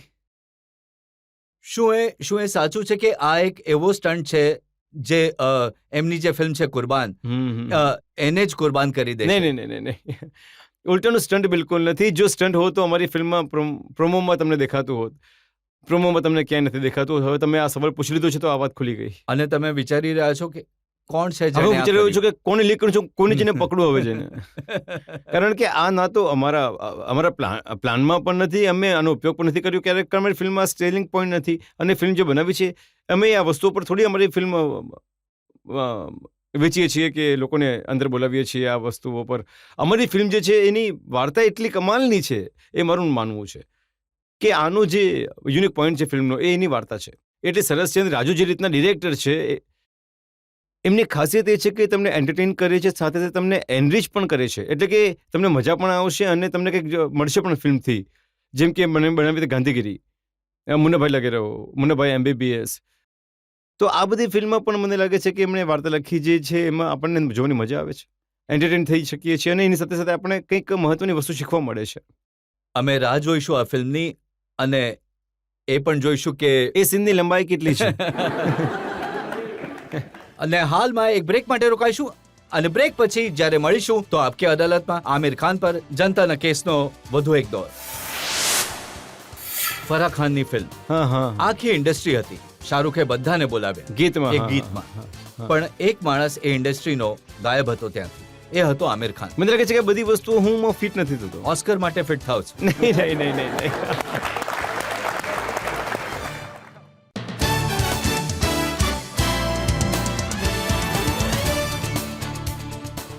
આપકી અદાલતમાં આજે આપણે જનતાની અદાલતમાં સફાઈ માંગી રહ્યા છીએ ફિલ્મ સ્ટાર આમિર ખાન પાસે. આપકી અદાલતમાં આગલો આરોપ. આપકી અદાલતમાં આમિર ખાન પર આરોપ છે કે તેઓ સૌથી વધારે એરોગન્ટ છે. અહીંયા તો તમે ઘણી સારી સારી વાતો કરો છો, ઘણા પ્રેમથી જનતાની સામે વાત કરો છો, પણ ફિલ્મ ઇન્ડસ્ટ્રીના લોકો કહે છે કે જ્યારે આ મેદાનમાં આવે છે તો પછી એની એરોગન્સ જોવા જેવી હોય છે. રિસેન્ટ એક ઉદાહરણ મને કોઈકે આપ્યું. 3 ઇડિયટ્સનું ટ્રેલર તમે મીડિયાને બતાવ્યું, ગીત રિલીઝ થયું, પણ ફિલ્મની હિરોઈન કરીના કપૂર નદારત હતી. નદારત હતી એટલે ત્યાં હાજર નહોતી. અચ્છા. એટલે કે જ્યારે આમિર છે તો પછી કોઈની શું જરૂર? નહીં, એવી વાત નથી. બિલકુલ એવું નથી. ઉલટાનું હું કોઈને એંગલથી એરોગન્ટ નથી. જે અમારો પ્રોમો હતો એમાં રાજુજી, વિનોદ અને હું હતા પ્રોમો રિલીઝ કરતા સમયે. એના પછી અમે પ્રોમો રિલીઝ કર્યો જેમાં કે માધવન, શર્મન અને હું, જે ઓલ ઇઝ વેલ ગીત છે એ અમે રિલીઝ કર્યું, અને જે રોમેન્ટિક ગીત છે કરીના સાથે, એ કરીના અને મેં રિલીઝ કર્યું. તો આ પ્લાનિંગ હતી વિનોદજીની. એ જે પ્રોડ્યુસર જે છે ફિલ્મના, એ દરેક ગીત જે છે 3 લોકોના અલગ અલગ રિલીઝ કરશે, એક માત્ર 2 રિલીઝ કરશે. ચલો, તમારી વાત માની લઉં છું. તમે રોમેન્ટિક ગીતમાં હિરોઈનને સામે રાખી, પણ ઇન્ડસ્ટ્રીના લોકો જ્યાં ભેગા થાય છે, એક ઉદાહરણ આપું હું તમને. ઓમ શાંતિ ઓમ, ફરાહ ખાનની ફિલ્મ, હા હા હા. આખી ઇન્ડસ્ટ્રી હતી. સંજય દત્ત પણ આવ્યા એમાં, સલમાન ખાન પણ આવ્યા, શાહરૂખે બધાને બોલાવ્યા એ ગીતમાં હા હા હા હા. ધર્મેન્દ્રજી જેવા મોટા મોટા લોકો આવ્યા, પણ એક માણસ એ ઇન્ડસ્ટ્રીનો ગાયબ હતો ત્યાંથી, એ હતો આમિર ખાન. એકચ્યુઅલી સચ્ચે જ મારી એરોગન્સ નથી. હું મારા કામને સિરિયસલી લઉં છું અને હું એ નથી કહેતો કે બીજા લોકો નથી લેતા, પણ મારે માટે જે કોઈ ફિલ્મમાં એક શોર્ટ પણ આપું તો એ ફિલ્મમાં હું એ પહેલાં એ સ્ક્રિપ્ટ પર વાંચીશ, હું એ ડિસાઇડ કરીશ કે મારે આ કરવું છે કે નહીં. હવે એ એક ગીત શૂટ કરવા ઈચ્છતા હતા, હવે એ ગીત માટે હું એમની પાસેથી સ્ક્રિપ્ટ માંગુ, વિચિત્ર લાગે છે યાર. હું કામ કરું છું પેશન અને લવથી, તો મને એ 100 કરોડ આપી દો કે ભાઈ આ ગીત કરી લે, આ ફિલ્મ કરી લે, હું નહીં કરીશ. જ્યાં સુધી મને લાગશે નહીં કે અંદરથી અવાજ નહીં આવે કે યાર મારે આ કરવું જોઈએ, હું નથી કરતો. અને એના માટે પણ હું સ્ક્રિપ્ટ માંગુ છું. વિચિત્ર લાગે છે. અચ્છા, જો સ્ક્રિપ્ટ મેં વાંચી લીધી અને ખરાબ લાગી તો જે મુશ્કેલ, તો મેં સ્ક્રિપ્ટ વાંચી લીધી પછી ગીત નહીં કરતો, પછી વધારે મુશ્કેલ થઈ જશે. તો આ બધી વસ્તુથી હું દૂર રહું છું. ઉલટું તમે નોટિસ કરશો કે હું ક્યાંય પાર્ટીઝમાં પણ ઘણો ઓછો જાઉં છું, ફંક્શનમાં પણ ઘણો ઓછો જાઉં એવોર્ડ્સ છું. લેવા તમે નથી જતા, એવોર્ડ્સ લેવા હું નથી એને પણ જતો. તમારું એરોગન્સ માનવામાં નથી, આવે છે arrogance કે જ્યાં નથી. આખી ઇન્ડસ્ટ્રી હોય છે ત્યાં એકચ્યુઅલી એરોગન્સ નથી. મને લાગે છે કે યાર આ બધી વસ્તુમાં હું ફિટ નથી થતો હું આ બધી વસ્તુમાં, કારણ કે આ બધી એક અલગ દુનિયા છે. અચ્છા, તમારું સ્ટાન્ડર્ડ જુદું છે, તમે ઓસ્કર માટે ફિટ નહીં નહીં નહીં નહીં. શું વાત. Thank you. ઘણો સવાલ સર પૂછ્યો. બિલકુલ આ વાતમાં કોઈ સચ્ચાઈ નથી. જ્યાં સુધી હિન્દુસ્તાનના જે એવોર્ડ્સ જે છે, મારો એક્સપિરિયન્સ છે એ સારો નથી રહ્યો એમની સાથે, અને એમાં કોઈ વાત છુપાયેલી નથી, ઘણા બધા લોકો જાણે છે, તો હું દૂર રહું છું એનાથી. ઓસ્કર હું એકવાર લેવા ગયો છું, મારો એક્સપિરિયન્સ ઘણો સારો રહ્યો હતો. તો જ્યાં સુધી એવોર્ડ્સનો સવાલ છે, જ્યાં મને લાગે છે કે કંઈ ગડબડ થઈ રહી છે તો હું દૂર રહી જાઉં છું. પણ મને નથી લાગતું કે હવે ગડબડ નથી થઈ રહી તો હું દૂર શું કામ હટું. મને ઓસ્કર, હું એકચ્યુઅલી ફિલ્મો બનાવું છું, એવોર્ડ્સ માટે બિલકુલ નથી બનાવતો. હું ફિલ્મો બનાવું છું મારી ઓડિયન્સ માટે. ઓસ્કરનું મહત્વ મારા માટે એટલા માત્ર છે, એટલી એનાથી આ જે ફિલ્મ અમે બનાવી હતી એને એક દરવાજો મળે છે, એક બારી મળે છે બાકી દુનિયા માટે. તો એઝ અ માર્કેટિંગ ટૂલ્સ હું એનો ઉપયોગ કરું છું, બીજું કંઈ નહીં. કેમ કે આ ઓસ્કરના લોકો મને શું કહેશે કે મેં આ ફિલ્મ સારી બનાવી છે કે નથી બનાવી. મારી ઓડિયન્સ મને ઓલરેડી કહી ચૂકી છે કે યાર તમે ફિલ્મ સારી બનાવી છે કે ખરાબ બનાવી છે. તો જેમને માટે ફિલ્મ બનાવી છે, જે એ મને કહેશે કે આ કેવી લાગી, એમાં મને વધારે રસ છે. એવોર્ડ લઈને હું શું કરીશ? પણ જો એક એવોર્ડ એવો છે કે જે કાન્સ ફિલ્મ ફેસ્ટિવલ છે, કે બર્લિન ફિલ્મ ફેસ્ટિવલ છે, ઓસ્કાર છે, એવા ઘણા મંચ છે જે ઇન્ટરનેશનલી રિકોગ્નાઇઝ છે, જે તમે તમારી ફિલ્મને પસંદ કરવામાં આવે તો લગાનની નું ઉદાહરણ લઈ લો તમે. એટલે જ મહેશ ભટ્ટને કેવું પડ્યું હતું કે બર્લિન, કાન્સ, ઓસ્કર એની વાત કરે છે, જે વ્હાઇટ સ્કિન છે, ગોરી ચામડીવાળા, એમની સામે નમવા માટે તૈયાર છે. નમતા તો આપણે કોઈની સામે નથી. હું કોઈની સામે નથી નમતો. એમની ચામડીનો રંગ શું છે એનાથી કંઈ લેવા દેવા નથી. કાલે બર્લિન વાળા કાળા થઈ જાય અને કોઈ ફરક નથી પડવાનો. તો મારું એ માનવું છે કે આ જે પ્લેટફોર્મ્સ છે, પછી તમે એને બર્લિન લઈ લો કે કાન્સ લઈ લો કે આ ઓસ્કર લઈ લો, એમણે ઘણા વર્ષોની એક લેવલ ઓફ સ્ટાન્ડર્ડ મેન્ટેન કર્યું છે. આ લેવલ ઓફ સ્ટાન્ડર્ડ તમે મેન્ટેન કરો તો તમને પણ એ જ ઇજ્જત મળશે. આ તમારા પર છે, તમે તમારી ઇજ્જતને તમે તમારી વેલ્યુ કેવી રીતે કરો છો. હું જો મારો એવોર્ડ, જો મેં મારી એક સંસ્થા શરૂ કરી છે અને એ એવોર્ડ હું લોકોને વેચવાના શરૂ કરું છું, તો મારી શું વેલ્યુ રહેશે? તો એ તમે કહો છો કે આ બધા અવોર્ડ્સ હું એમ નથી કહી રહ્યો. હું તમને એક એક્ઝામ્પલ આપી રહ્યો છું કે પોતાની એ જણાવી દો કોણ કોણ ખરીદે છે અવોર્ડ. હું કાલે લિસ્ટ મોકલાવી દઈશ તમને. પણ મારો જે પોઈન્ટ છે કહેવા હું ઈચ્છી રહ્યો છું એ છે કે આ જે સંસ્થાઓ છે એમણે ઘણા વર્ષોથી પોતાનું એક સ્ટાન્ડર્ડ મેન્ટેન કરીને રાખ્યું છે, જેના કારણે એ લોકો આ પ્લેટફોર્મને માને છે. અને જો આપણી ફિલ્મ અહીંયા પસંદ કરાય છે, લગાનનું એક્ઝામ્પલ હું તમને આપી રહ્યો છું, કારણ કે લગાનના ઓસ્કાર નોમિનેટ થઈ હતી.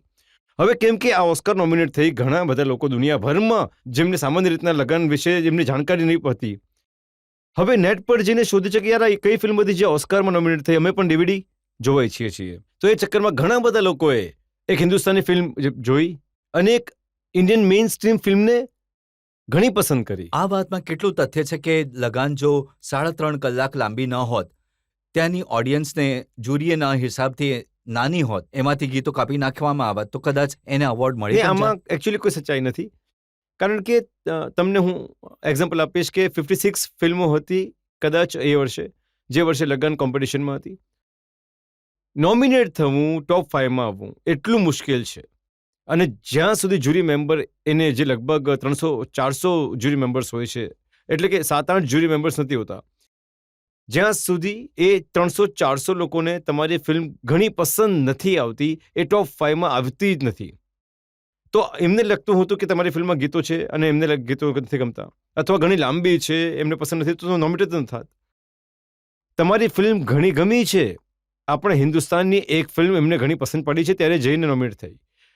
ઓછામાં ઓછી 10-12 ફિલ્મો હતી જે વર્ષે ઘણી કમાલની ફિલ્મો હતી દુનિયાભરમાંથી, પણ એ નોમિનેટ થઈ નહીં, લગન નોમિનેટ થઈ. તો જ્યારે તમે નોમિનેટ થાઓ છો ઓસ્કારમાં, એક રીતે તમે જીતી જાઓ છો. ઓસ્કાર જ્યારે તમે એક ફંક્શનમાં ગયા હતા, મને એક અંગ્રેજ મળ્યો હતો, હું એમને ઓળખતો નહોતો. એ મને એટલા માટે ઓળખતા હતા કેમ કે એમને લગન જોઈ હતી અને એ જ્યુરી મેમ્બર્સ હતા, એમને ખબર નથી. તો એ જ્યારે અમારું નામ અનાઉન્સ નહીં થયું હતું, નોમેન્સ લેન્ડનું નામ અનાઉન્સ થયું હતું, તો ફંક્શનમાં પૂરું થયા પછી ઓછામાં ઓછા 50 લોકો મારી પાસે આવ્યા અને એમણે મને કહ્યું કે ભાઈ, અમને ઘણું દુઃખ થયું કે તમારી ફિલ્મ નહીં જીતી. તો મેં પૂછ્યું કેમ, તમને કેમ દુઃખ થયું? એમણે કહ્યું કે અમે જ્યુરીમાં હતા, અમે તમને વોટ કર્યો હતો. તો અમને એટલી પસંદ પડી હતી આ ફિલ્મ. જો તમારી ફિલ્મને નોમિનેશન મળ્યું, અવોર્ડ મળ્યું તો ઘણા ખુશ થયા હોત, પણ કોઈ બીજી ફિલ્મને મળ્યો, સ્લમડોગ મિલિયોનેર, એને ઓસ્કર અવોર્ડ્સ મળ્યા, પણ તમે કહ્યું કે આ ફિલ્મ મને તો ઠીક નહીં લાગી. હવે મારો એક પ્રોબ્લેમ છે, એકચ્યુઅલી હું એરોગન્ટ નથી, હું બહુ સાચો માણસ છું, તો હું ખોટું બોલી નથી શકતો. જ્યારે સ્લમડોગ મિલિયોનેર મેં જોઈ ન હતી, મારા દોસ્તની ફિલ્મ છે, અનિલ કપૂર મારો ઘણો સારો મિત્ર છે અને ડેની બોયલની હું પોતે ફેન છું. જ્યારે મેં સાંભળ્યું કે એમણે ફિલ્મ બનાવી છે તો ફિલ્મના લોકોને ઘણી પસંદ આવી રહી છે, તો હું ખુશ થયો. પ્રીમિયરમાં પણ ગયો તેમના વિશ કરવા માટે, ત્યાં સુધી મેં જોઈ નથી. જ્યારે મેં ફિલ્મ જોઈ તો યાર મને પર્સનલી ઠીકઠાક લાગી, કાંઈ ખાસ લાગી નહીં. હવે હું ખોટું કઈ રીતે બોલું કે ભાઈ મને ઘણી ફિલ્મ ગમી, ઘણી કમાલની ફિલ્મ છે, તો મને ઠીકઠાક લાગી. હવે જે રીતે એમણે બતાવ્યું હિન્દુસ્તાનમાં બધી વસ્તુઓ થાય છે, તો મને લાગ્યું કે આ બધી વસ્તુઓ થતી નથી આપણા હિન્દુસ્તાનમાં, જે એ બતાવી રહ્યા છે. તો હું પર્સનલી મને આ ફિલ્મ એટલી ખાસ નહીં લાગી. હવે આ સત્ય છે, હવે હું શું કરી શકું? પણ એ પણ તો સત્ય છે કે એને ઓસ્કર મળ્યો અને મળ્યો, હા, સારી વાત છે, એમને મેમ્બર્સને પસંદ આવ્યું, શું કહી શકીએ. જો સિનેમા એક સબ્જેક્ટિવ વસ્તુ છે, આમાં કોઈ રૂલ્સ અને રેગ્યુલેશન નથી. એક ફિલ્મ મને પસંદ પડી શકે છે, તમને પસંદ નહીં પડે, પણ મારે એ માનવું છે કે આ માણસ મંગલ પાંડે જોઈને કહે છે કે યાર હું ડિસઅપોઇન્ટ થયો, તો મારે એ માનવું પડે છે કે યાર એને જોઈ અને પસંદ નહીં પડી. I have to accept that. I can't સે કે નહીં, તો ખોટો છે, ફિલ્મ સારી છે, કેમ નહીં ગમી તને, હવે નહીં પસંદ પડી. ચાલો ઓસ્કરની વાત માની લઉં છું તમારી. બ્લેક ફિલ્મ, અમિતાભ બચ્ચન, બધા રિસ્પેક્ટ કરે છે. તમે ફિલ્મ જોઈને અને કહ્યું કે ઇન્સેન્સિટિવ છે. ઇન્સેન્સિટિવ છે, જી હા. બ્લેક જ્યારે મેં જોઈ ત્યારે મને ગમી નહીં, હું શું કરું?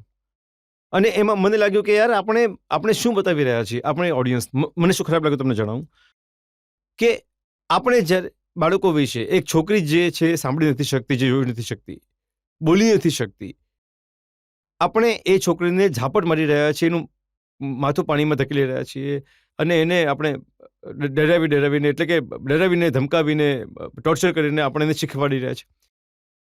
હિન્દુસ્તાનમાં તમે જુઓ, દેશભરમાં ચાઇલ્ડ કેરમાં ચાઇલ્ડ અબ્યુઝ કેટલું થાય છે હિન્દુસ્તાનમાં. આપણે બાળકોને ઝાપટ મારવામાં વિચારતા નથી. આપણને લાગે છે કે યાર ઘણી નોર્મલ વસ્તુ છે. તો ઝાપટ મારવી તો ઘણી નોર્મલ વસ્તુ છે હિન્દુસ્તાનીઓ માટે. એટલે હું કહી રહ્યો છું કે સિટીઝ, ગામ, સ્મોલ ટાઉનમાં તમે જોઈ લો કેટલું ચાઇલ્ડ અબ્યુઝ કેટલું વધી ગયું છે હિન્દુસ્તાનમાં. અને એમાં તમે એક ફિલ્મ બતાવી રહ્યા છો જેમાં તમારો લીડ એક્ટર જે છે એ ઝાપટ મારી રહ્યો છે, માથું પાણીમાં નાખી રહ્યો છે અને પછી એને ઠીક થઈ જાય છે, એટલે શીખી લે છે જે શીખવું હતું. તો આ શું મેસેજ આપી રહ્યો તમે ઓડિયન્સને? તમે મેસેજ આપી રહ્યા છો કે ભાઈ તમારા બાળકોમાં કોઈ પ્રોબ્લેમ હોય તો એને ખૂબ મારો, ઠીક થઈ જશે.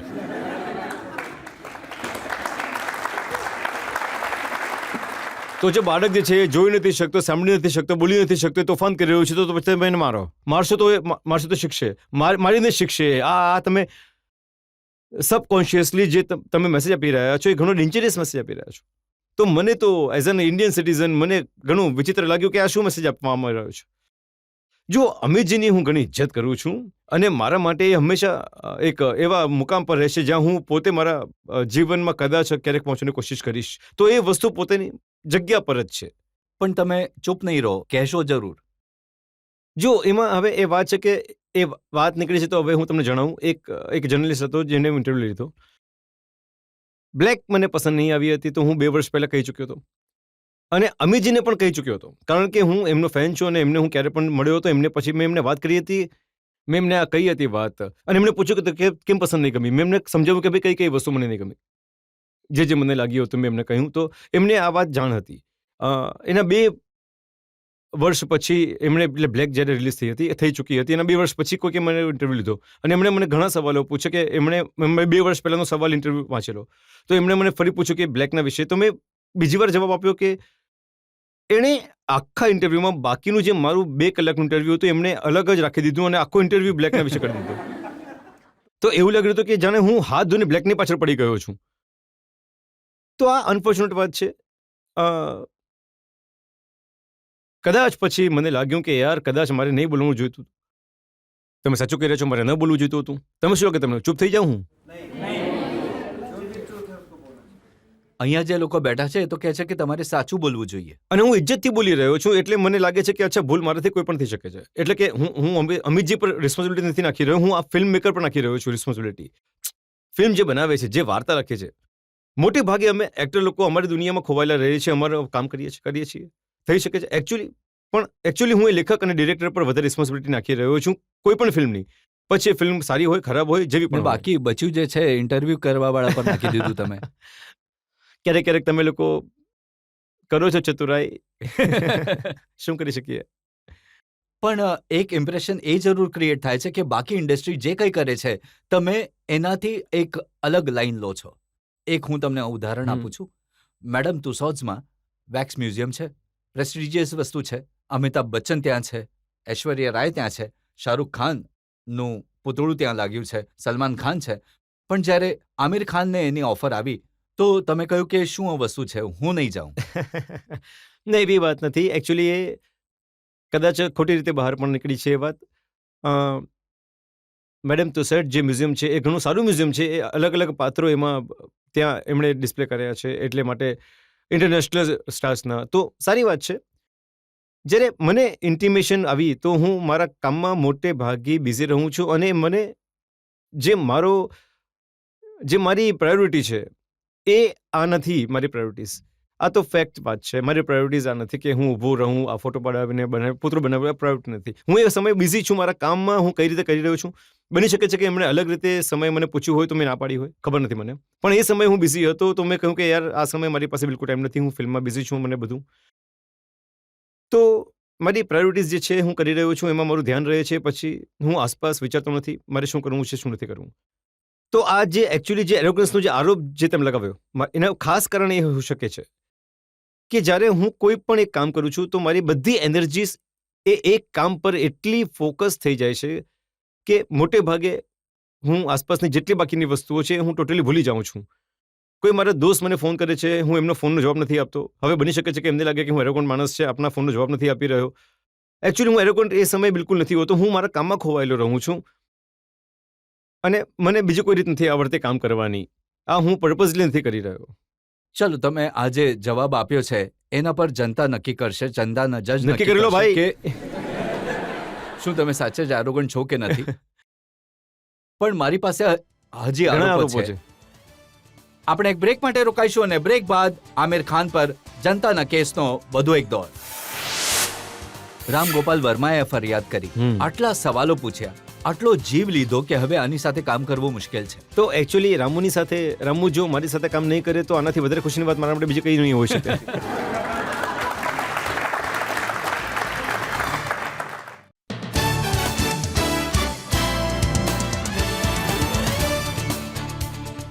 આપકી અદાલતમાં આજે આપણા મહેમાન છે ફિલ્મ સ્ટાર આમિર ખાન. આપકી અદાલતમાં આગલો આરોપ. આપકી અદાલતમાં આમિર ખાન પર આરોપ છે કે તેઓ સૌથી મોટા ડિક્ટેટર છે. આખી ફિલ્મ ઇન્ડસ્ટ્રી એવું કહે છે કે આમિર ખાન કંટ્રોલ ફ્રીક છે. જે ફિલ્મમાં કામ કરે છે પોતાના ટર્મ્સ નક્કી કરે છે, જેવું ઈચ્છે એવી ફિલ્મ બને છે. એમની આંગળીઓ પર બીજા બધા નાચે છે, including the director of the. જો તમે ઇન્ડસ્ટ્રીમાં ખરેખર ઇન્વેસ્ટિગેટ કરો, શોધખોળ કરતા હો તો તમને આ અલ્ટિમેટ આ ફાઇનલિંગ મળી જશે કે ઇન્ડસ્ટ્રીમાં જો કોઈ એક વ્યક્તિ છે જે ફક્ત ડિરેક્ટરને માને છે અને જે ડિરેક્ટરને લીડર માનીને એની પાછળ ચાલે છે એ હું છું. આનાથી એટલે કે આમાં મને જરાય સંકોચ નથી. એટલે કે મારા કરિયરની શરૂઆતમાં કયામત સે કયામત તક રિલીઝ થઈ, સફળ થઈ. એના પછી મેં ઘણી ફિલ્મો સાઇન કરી અને એક સમય હતો મારા કરિયરનો જેમાં મેં 8-10 ફિલ્મો સાઇન કરી. જ્યારે રિલીઝ થઈ એ સફળ નહીં થઈ. 5 ફિલ્મો રિલીઝ થઈ અને 5 ફ્લોપ થઈ. જી. અને ત્યારે મને ખ્યાલ આવ્યો કે પૂર્ણ રીતે ડિરેક્ટરનું મહત્વ શું હોય છે અને મારા માટે ડિરેક્ટરનું પસંદ કરવું ઘણું મહત્વનું બની રહેશે. તે સૌથી પહેલા રૂલ મેં જે બનાવ્યો એ હતો કે જ્યાં સુધી ડિરેક્ટર પર પૂર્ણ રીતે ભરોસો નહીં થાય ત્યાં સુધી હું સાઇન નહીં કરું ફિલ્મ. પછી એ ડાયરેક્ટર શું બનાવવા માંગે છે, એની વાર્તા કેટલી એક્સાઇટેડ હશે એ મહત્વની વાત છે. અને પ્રોડ્યુસર એવો હોય જે એમને સપોર્ટ કરે, આમની આખી ટીમને સપોર્ટ કરે ફિલ્મ બનાવવામાં. જ્યારે ફિલ્મ બને તો એને માટે સારી રીતે રિલીઝ કરી શકે. આ 3 વસ્તુઓ ઘણી મહત્વની છે મારા માટે જ્યારે હું પણ કોઈ પણ ફિલ્મ પસંદ કરું. અને આ ત્રણેયમાં સૌથી અગત્યનું આ છે ડિરેક્ટર કોણ છે, ડિરેક્ટર કેવો છે. તો આટલું ઇમ્પોર્ટન્સ અને આટલી વેલ્યુ હું આપું છું ડિરેક્ટર કોણ છે. તો એના પછી જ્યારે મેં ડિરેક્ટરને પસંદ કરી લીધો અને ઘણો સમય લાગ્યો હતો મને ડિરેક્ટરને પસંદ કરવામાં. જોન મેથ્યુને તમે પૂછી લેજો, રામા ડિરેક્ટર છે. આશુતોષ ગોવારીકરને પૂછી લો, ફરહાન અખ્તરને પૂછી લેજો. એમની વાર્તા સાંભળ્યા પછી મને ઓછામાં ઓછા 1.5 થી 2 વર્ષ લાગ્યા એમને હા કહેવામાં. એટલે કે એ મારું મર્ડર કરવાના હતા. બસ એટલું જ રહી ગયું હતું. એ ભાઈ તમને વાર્તા પસંદ છે તો પછી હા કેમ નથી કહી રહ્યા? મેં કહ્યું કે હા એટલે નથી કહી રહ્યો કેમ કે હું તમને પારખી રહ્યો છું. તમે જે બનાવવા માંગો છો તમે બનાવી શકશો કે નહીં. હું નથી કહી રહ્યો કે તમે બનાવી નથી શકતા, હું તમને રોકો. તમે કોઈ બીજા સાથે બનાવી લો. જો તમે મારી સાથે બનાવવા માંગો છો તો મને સમય લાગશે કેમ કે હું જ્યારે તમને પસંદ કરીશ એઝ અ ડિરેક્ટર તેમને પછી સરેન્ડર કરી દઈશ. અને જ્યારે હું સરેન્ડર કરીશ પછી તમે જ્યાં ગાડી લઈને જશો ત્યાં ગાડી જશે. તો ડિરેક્ટરને પસંદ કરતા પહેલા હું ઘણું વિચારું છું. તો ડિરેક્ટરની વાતને ઇન્ફિરિયર કરવાનો સવાલ જ નથી ઉભો થતો. એના પછી ડિરેક્ટર કહે છે હું કરું છું. સાંભળવામાં ઘણી સારી લાગે છે આ વાત, પરંતુ જે છાપામાં છપાયું છે. હવે છાપાના વિશે તમે શું પૂછી રહ્યા છો? શું જવાબ આપું તમને? સારું બોલો, હું કહું છું. 3 ઇડિયટ્સના વિશે લખ્યું છે. એમને લખ્યું છે કે જ્યારે આ મૂવી બનાવવા માટે વિધુ વિનોદ ચોપરાએ વાત કરી તો ચોપરા સાહેબ અને હિરાની સર આ બંને તમારી પાસે આવ્યા અને તમારી સાથે જે કોન્ટ્રાક્ટ સાઇન કર્યો એમાં ખાસ શરતો મૂકી. એક ક્લોઝ કે he must not interfere in the film making process. નવાઈની વાત એ છે કે આજ સુધી વિધુ વિનોદ ચોપરા અને મારા વચ્ચે કોન્ટ્રાક્ટ સાઇન થયો જ નથી. એટલે આમાંથી 2-3 વસ્તુઓ જાહેર થાય છે. એટલે જાહેર થાય છે કે હું ચાલુ છું વાયદા પર અને માણસનો વાયદો મારે માટે સૌથી મહત્વનો છે. વિધુ વિનોદ ચોપરા અને મારા વચ્ચે દેટ મીન્સ એટલો કોન્ફિડન્સ છે એકબીજા પર. અમને એકબીજા પર એટલો ભરોસો છે કે અમને પેપર પર એ લખવાની જરૂર છે જ નહીં કે અમે શું કામ કરી રહ્યા છે, કેવી રીતે કામ કરી રહ્યા છે. તો અમારો તો કોન્ટ્રાક્ટ જ સાઇન નથી થયો. તો એમાં ક્લોઝ ક્યાંથી આવી શકે છે ભાઈ કે ઇન્ટરફિયર નહીં કરશે? કાં પછી એવું હોય કે માનીને ચાલે છે કે આ ઇન્ટરફિયર કરશે જ કરશે. કોન્ટ્રાક્ટ હોય ન હોય શું ફરક પડે છે? જેટલા લોકો સાથે મેં કામ કર્યું, આશુતોષ ગોવારીકર છે, ફરહાન અખ્તર છે, આ એટલા ટેલેન્ટેડ લોકો છે. એમનું મગજ ઘણું ક્લિયર હોય છે દરેક વસ્તુઓ વિશે શું કરવા ઈચ્છે છે અને એમને ડોમિનેટ નહીં કરી શકો. જો હું ક્યારેક ડિરેક્ટર બન્યો તો તમે મને ડોમિનેટ નહીં કરી શકો. હા, તમે મને જો સમજાવો કે યાર આ બરાબર નથી, આવું નથી લાગતું, આમ કરવું જો વાત લાગે છે, રજતજી આ સાચું કહી રહ્યા છે, આવું નહીં કરો, તો that I will definitely do it. પણ તમે મને ક્યારે ફોર્સ નહીં કરી શકો કે આવું જ કરો, નહીં તો હું શૂટિંગ નહીં કરું. તો આ જે પ્રકારના લોકો છે, ઘણા ટેલેન્ટેડ લોકો છે. જેટલા ડિરેક્ટરોના નામ એટલે હું ગણાવી શકું છું. જોન મેથ્યુસ છે, આશુતોષ ગોવારીકર છે, રાકેશ મહેરા છે. આ બધા ઘણા કાબિલ અને સારા ડિરેક્ટર છે. પણ આ બધા જે લોકો છે તમારી સાથે જ્યારે કામ કર્યું તો સક્સેસફુલ થયા, પણ બીજા કોઈ સાથે કામ કર્યું તો ન ચાલ્યા. તો ઇન્ડસ્ટ્રીના લોકો કહે છે કે ઘોસ્ટ ડાયરેક્ટર છે, પાછળથી ચલાવે છે આમિર ખાન. આ ઘણી ફેલાયેલી વાત છે. એટલે લોકો કહે છે કે મેં ફિલ્મો ડિરેક્ટ કરી છે, પણ આ એટલો અનફેર આરોપ છે. કારણ કે જેટલા આ ડિરેક્ટર છે, આશુતોષ ગોવારીકર, રાકેશ મહેરા, એ એટલા કાબિલ ડિરેક્ટર છે. એમની ક્રેડિટ વગર કારણે મને મળી રહી છે. વગર કારણે મને ક્રેડિટ કારણ કે તમારા વગર જ્યારે એમણે ફિલ્મો બનાવી તો એટલી સફળ નહીં થઈ. હું માનું છું તમારી વાત સાચી છે. આ પાછલા ઘણા વર્ષોથી આવું થઈ રહ્યું છે. પણ ફિલ્મ મેકિંગ ઘણી મુશ્કેલ પ્રક્રિયા હોય છે. અને આશુતોષનું એક આર્ટિકલ મેં વાંચ્યું, એમાં એમણે લખ્યું કે આમિર સજેશન આપે છે, સુઝાવ આપે છે, અને એમના સજેશન્સને ઇન્ટરફિયરન્સના રૂપમાં પ્રેઝન્ટ કરવામાં આવે છે. સાચું કહ્યું એમણે. તો વાત એ છે કે હું એકચ્યુઅલી જો હું સાચે જ એને ઇન્ટરફિયર કે સમજાવવાની કોશિશ કરું તો જણાવું કે મારી સૌથી મોટી જે સ્ટ્રેન્થ છે ને એ એક્ટિંગ નથી. મારી સૌથી મોટી સ્ટ્રેન્થ એ છે કે હું ઘણો કમાલનો આસિસ્ટન્ટ ડિરેક્ટર છું. હું મજાક નથી કરતો, કારણ કે મેં કેરિયર શરૂ કર્યું તો 4 વર્ષ એઝ એન અસિસ્ટન્ટ મેં કામ કર્યું. મારા ચચાના જાન હતા નાસિર સાહેબ, એમની સાથે કામ કર્યું. મારી સૌથી મોટી જે સ્ટ્રેન્થ છે ને એ હું આસિસ્ટન્ટ છું. રામગોપાલ વર્માએ ફરિયાદ કરી કે હમ એટલા સવાલ પૂછ્યા, એટલો જીવ ખાઈ લીધો કે એની સાથે કામ કરવું મુશ્કેલ છે. તો એકચ્યુઅલી રામુ જો મારી સાથે કામ ન કરતો એનાથી મોટી ખુશીની વાત મારા માટે બીજી કઈ હોઈ શકે છે?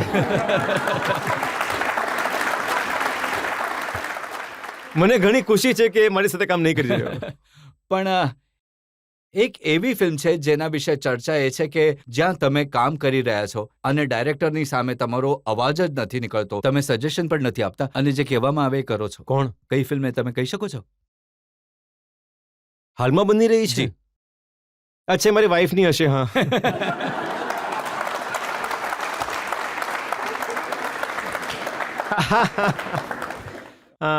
આ બરાબર પકડ્યું તમે. મેં સાંભળ્યું છે કે એ ફિલ્મમાં ના બજેટ વધારે છે, ના એમાં તામઝામ વધારે છે, ના વધારે હેલ્પ તમને મળે છે, પણ કરવું પડે છે જેમ ડાયરેક્ટર કહે છે. જોવા જઈએ તો કદાચ આ મારી પહેલી ફિલ્મ હશે 20 વર્ષના કરિયરમાં કે જેના માટે હું ઘણું પીચ કરી રહ્યો હતો કે ભાઈ એઝ અ ફિલ્મમાં એક્ટર કામ કરું. હજી સુધી કોઈ ફિલ્મ એવી નથી આવી જેમાં હું એ ફિલ્મમાં પીચ કરતો હોઉં અને મને ડિરેક્ટર કે નહીં તું નહીં કરે આ પિક્ચર.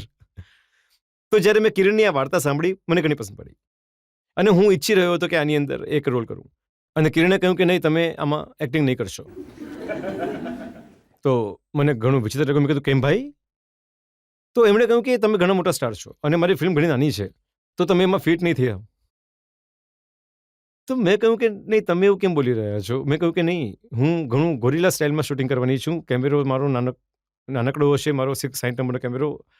હું રોડ પર નીકળી જઈશ, હું એવી જગ્યાએ પર જઈશ જ્યાં ઘણી ભીડ હશે અને તમને સાથે લઈ જશું તો પછી આખો કારવા ચાલશે, 300 લોકો હશે તમારી સાથે, અને તો એ બધું મને નથી જોતું. મારી ફિલ્મ હશે 8-10 કરોડ લોકોની હશે, તો તમારી સાથે આ શક્ય નથી. કારણ કે તમે જ્યારે ફિલ્મમાં આવો છો તો એનો આખો સ્કેલ વધી જાય છે. તો મેં કહ્યું કે ભાઈ હું સ્કેલ નાનો કરી દઈશ, તું મને લેતો ખરી? તો એ તો પણ નહીં માની, કારણ કે એનું એટલું ક્રિએટિવલી હું બિલકુલ મારી ફિલ્મને ડિસ્ટર્બ નહીં કરવા દીધી. કારણ કે ઓડિયન્સ જ્યારે ફિલ્મ જુએ તો એમને લાગવું જોઈએ કે યાર આ પાત્ર સ્ટાર છે, સ્ટાર નથી. તમારાથી વધારે જિદ્દી છે. એ ઘણી જિદ્દી છે. તો એમને કેવી રીતે પટાવે હું એ તમને કહું છું. તો એમને કહ્યું કે નહીં, અને શું એ લોપ સાઇડ થઈ જશે, એ 3 નવા લોકો છે ને તમે સડનલી એક સ્ટાર છો, મને એ શૂટ નહીં કરે. ક્રિએટિવલી એ મારી સમજમાં નથી આવી રહ્યું. તો એમણે ફાઇનલી મને જવાબ આપી દીધો કે તમે ફિલ્મમાં નથી. તો હું ઘણો ઉદાસ થયો. મેં કહ્યું કે ચલો ઠીક છે યાર, ફિલ્મમાં નથી.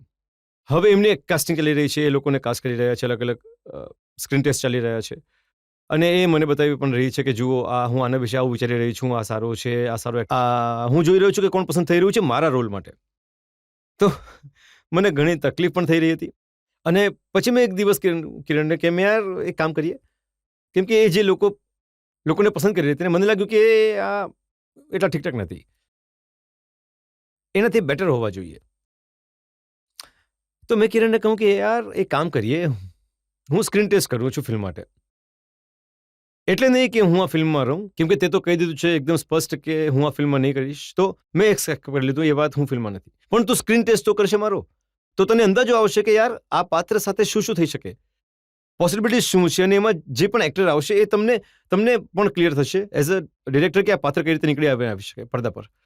તો તમે સ્ક્રીન ટેસ્ટ તો કરી લો મારી સાથે, not to take me in the film. મને ફિલ્મમાં નહીં લો, જસ્ટ કે તમને એક એક્સપિરિયન્સ મળશે કે શું થઈ શકે છે અહીંયા. તો એમણે વિચાર્યું સારું ઠીક છે ચાલો કરીએ. તો ગજનીની શૂટિંગ થઈ રહી હતી હૈદરાબાદમાં, તો મેં એમને ત્યાં બોલાવ્યા. એક દિવસ જ્યારે મારી શૂટિંગ નહોતી, રજા હતી, તો મેં કહ્યું ચાલો આજે સ્ક્રીન ટેસ્ટ કરીએ. તો મેં સ્ક્રીન ટેસ્ટ કર્યો. તો સ્ક્રીન ટેસ્ટમાં મેં જ્યારે કર્યું તો એમને લાગ્યું કે અચ્છા આ તો મેં વિચાર્યું જ ન હતું, આ તો આવું પણ થઈ શકે છે. હવે સ્ક્રીન ટેસ્ટ એમની સામે હતો, સ્ક્રીન ટેસ્ટ થઈ ગયું હતું. કહ્યું ચાલો હવે તો તું શોધી લેજે બીજો કોઈ એક્ટર, અને તને એક આઈડિયા મળ્યો કે કેરેક્ટર શું હોઈ શકે. એના પછી એમણે ઘણું શોધ્યું. એમણે ઘણું શોધ્યું કે યાર આવું કોઈ મળી જાય. અને આ જ મારી ચાલ હતી એમને ફસાવવાની કે પહેલા આપણે પોતાને આપણે એડ કરીએ છીએ ને કે ભાઈ તમને આ મળી શકે છે. તો એના પછી તેઓએ ઘણી શોધખોળ કરી પણ કોઈ મળ્યું નહીં. એમની નજરમાં હું બેસી ગયો હતો. તો પછી 1-2 મહિના પછી એમણે મને કહ્યું કે મને લાગે છે કે તારે જ આ કરવું જોઈએ. તો પછી હું ઘણો આનંદિત થઈ ગયો, હું ખુશ થઈ ગયો.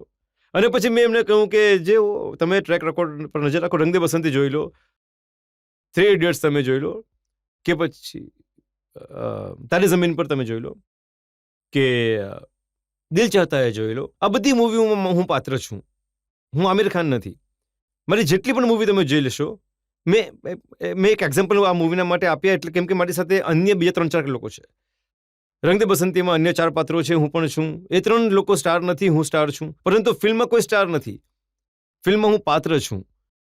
અને ઓડિયન્સ પણ મને એ વખતે પાત્રના રૂપમાં જુએ છે, એ ભૂલી જાય છે કે હું આમિર ખાન છું. આ જ મારી એક કળા છે. પણ આ જે આખો પ્લાન હતો, કિરણ સાથે તમે ફિલ્મ કરો છો, એને સિક્રેટ કેમ રાખ્યું તમે? સિક્રેટ એનું રાખવાનું કારણ આ જ હતું. કિરણની જે સ્ટાઇલ હતી શૂટ કરવાની, એ ચાહતી હતી કે એવી જગ્યાએ શૂટ કરે. મોહમ્મદ અલી રોડ પર શૂટ કરવું છે ને. હવે મોહમ્મદ અલી રોડ પર હું કેવી રીતે શૂટ કરું? મોહમ્મદ અલી રોડ અને શૂટ કરવું છે જ્યારે રમઝાનના સમયે, ઇફતારીના સમયે છે અને હું ચાલી રહ્યો છું રોડ ઉપર. હજારો લોકો ત્યાં હોય હજારો લોકો છે, કચાકચ ભીડ લાગેલી છે ત્યાં. હવે એની સાથે શૂટ કરવાનું. તો આ માટે અમે આ વાતને સિક્રેટ રાખ્યું કે એ ફિલ્મમાં હું છું, જેથી હું સડનલી આવું અને અમને શોટ મળી જાય અને હું નીકળી જાઉં. જ્યાં પબ્લિકને ખબર પડે કે કિરણની મૂવીમાં આમિર છે, તો ત્યાં પહેલા મીડિયા આવી જશે, ક્રાઉડ આવે એ પહેલા મીડિયા આવી જશે. તો અમે વિચાર્યું કે ભાઈ આ વાતને એકદમ દબાવી રાખો. હવે ત્યાં એક બાદ બજાર એક જગ્યા છે, એ જ એરિયામાં મોહમ્મદ અલી રોડની નજીક, જ્યાં એટલી ભીડ હોય છે કે મારું પાત્ર જે છે એ ત્યાં રહે છે. 3જા માળે એનું ઘર છે. હવે મારે ત્યાં શૂટ કરવાનું છે. તો અમે એવું કર્યું કે અમે કોઈને કહ્યું નહીં કે મૂવીની અંદર હું છું. રાતના 3:30 વાગે હું એ એરિયામાં આવ્યો ગાડીમાં. એકદમ જ્યારે સન્નાટો હતો, બધા સૂઈ ગયા હતા. 3જા માળ હું જતો રહ્યો અને એક દરવાજો બંધ કર્યો. 3 સપ્તાહ સુધી હું ત્યાં રહ્યો. કોઈને કાનોકાન ખબર નહીં પડી કે હું અંદર શૂટિંગ કરી રહ્યો છું. એમને કોઈ ડોક્યુમેન્ટરી ચાલી રહી છે, ખબરની અંદર કોઈ 8-10 લોકો છે, ફરતા રહે છે. આમિર ખાન એ 3જા માળે શૂટ કરી રહ્યો છે, કોઈને ખબર જ નહીં. અને હજારો લોકો ત્યાં, કોઈ ગાડી નથી પહોંચી શકતી કારણ કે એટલા બધા લોકો ત્યાં ચાલતા હોય છે. તો ત્યાં આગળ જો મેં એમ કહ્યું હોત કે હું ફિલ્મમાં છું, તો શૂટિંગ થતે જ નહીં, પોસિબલ જ નહીં થાત. પણ આજે તો રહસ્ય ખુલી ગયું. હવે તો શૂટિંગ કમ્પ્લીટ થઈ ગયું, તો હવે રહસ્ય જેવું કઈ રહ્યું જ નહીં.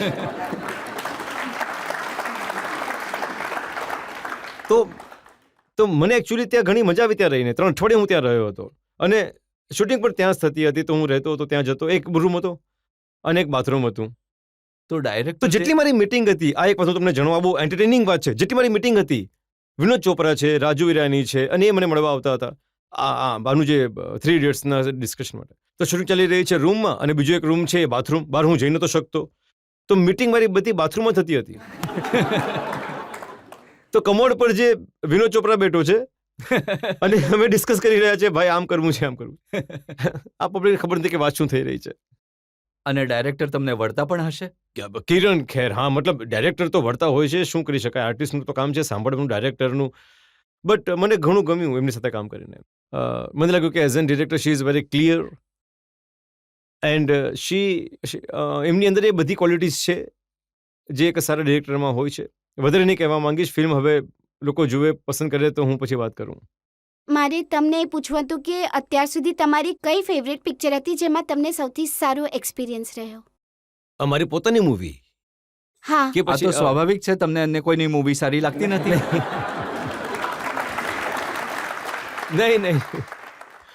નહીં, આવી વાત નથી. સિવાય હું તમને કહું છું, મને પાછલા અમુક વર્ષોમાં જે ઘણી જે વધારે પસંદ આવી છે, એક તો મુન્નાભાઈ MBBS ઘણી જ પસંદ આવી હતી. મુન્નાભાઈ લગે રહો ઘણી પસંદ આવી હતી. ઘણી જ કમાલની ફિલ્મો હતી. 2 ફિલ્મો જે હું જોઈ નહીં શક્યો. હું તમને થોડી વાર પહેલા પણ કહી રહ્યો હતો કે જબ વી મેટ, જે મારી ઘણી ઈચ્છા છે જોવાની, એના ઘણા વખાણ સાંભળ્યા છે. અને એક વેનસડે. તો ઘણી બધી સારી મૂવીઝ છે. સોરી, તમારો સવાલ શું હતો? એમનો સવાલ એ હતો કે તમને તમારી કઈ મૂવી સૌથી વધારે? ખબર નહીં યાર, હું પણ આ સવાલનો જવાબ આપી જ નહીં શક્યો. ઘણી વાર મને પૂછવામાં આવ્યું, તમને મારી કઈ મૂવી પસંદ આવી? તારા જમીન પર. તારા જમીન. ચાલો, તો પછી મારી ફેવરેટ મૂવી એ જ છે. આ સાચું છે કે જ્યારે તમારી ફિલ્મ રિલીઝ થાય છે, જો એ હિટ થઈ જાય તો તમે રડો છો, અને જો એ પિટાઈ જાય તો પણ પણ તો તમે હું રડો રહું છો. છું. વાત તો સાચી છે. શું કારણ? કારણ કે હું ઘણું જ ઇમોશનલ ટાઈપનો માણસ છું અને હું ઘણું જ જલ્દી રડું છું. અ, તમે માનશો ને, હું જ્યારે મુંબઈની બહાર રહું છું 3-4 અઠવાડિયા, 5 અઠવાડિયા વીતી જાય છે તો હું ઘણું મિસ કરું છું, હોમસિક થઈ જાઉં છું, બાળકોને મિસ કરું છું. તો હું જ્યારે મારા હોટેલ રૂમમાં ટીવી જોતો હોઉં છું તો ક્યારેક હું એડ જોઈને પણ રડવા લાગું છું. એ એડમાં બાળકો હોય છે તો મને રડવું આવી જાય છે. એ પહેલા કે તમે વધારે દુઃખી થાવ, તમે રડો, હું એક બ્રેક લઈ લઉં છું. અને બ્રેક બાદ જ્યારે આપણે મળીશું તો આપકી અદાલતમાં આમિર ખાન પર જનતાના કેસનો હજી એક દોર.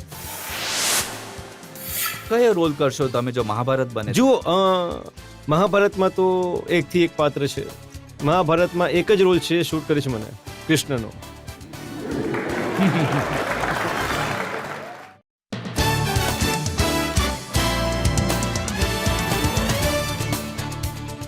Welcome back. આપકી અદાલતમાં આજે જનતાના સવાલોના ઘેરામાં છે આમિર ખાન. આમિર, મેં ફિલ્મોના ઘણા બધા તમને સવાલ પૂછ્યા અને તમે સરસ નિડરતાથી જવાબ આપ્યા.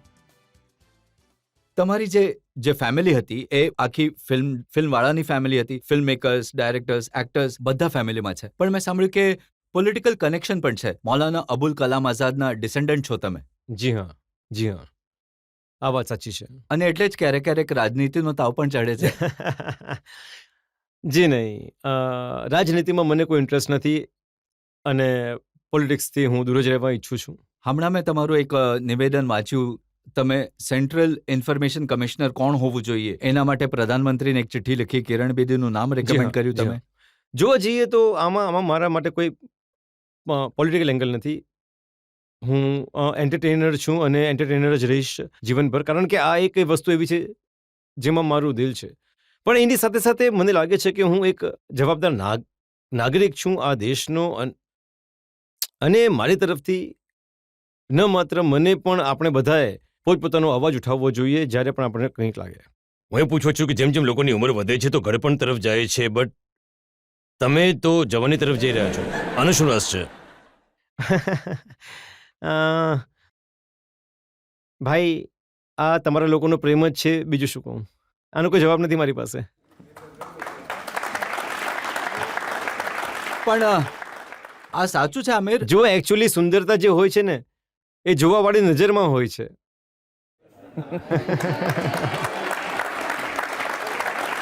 પણ એ સાચું છે કે આ સુંદરતા અને આ જવાની બનાવી રાખવા માટે તમે તમારી બોડીને ઘણું ટોર્ચર કરો છો તમે?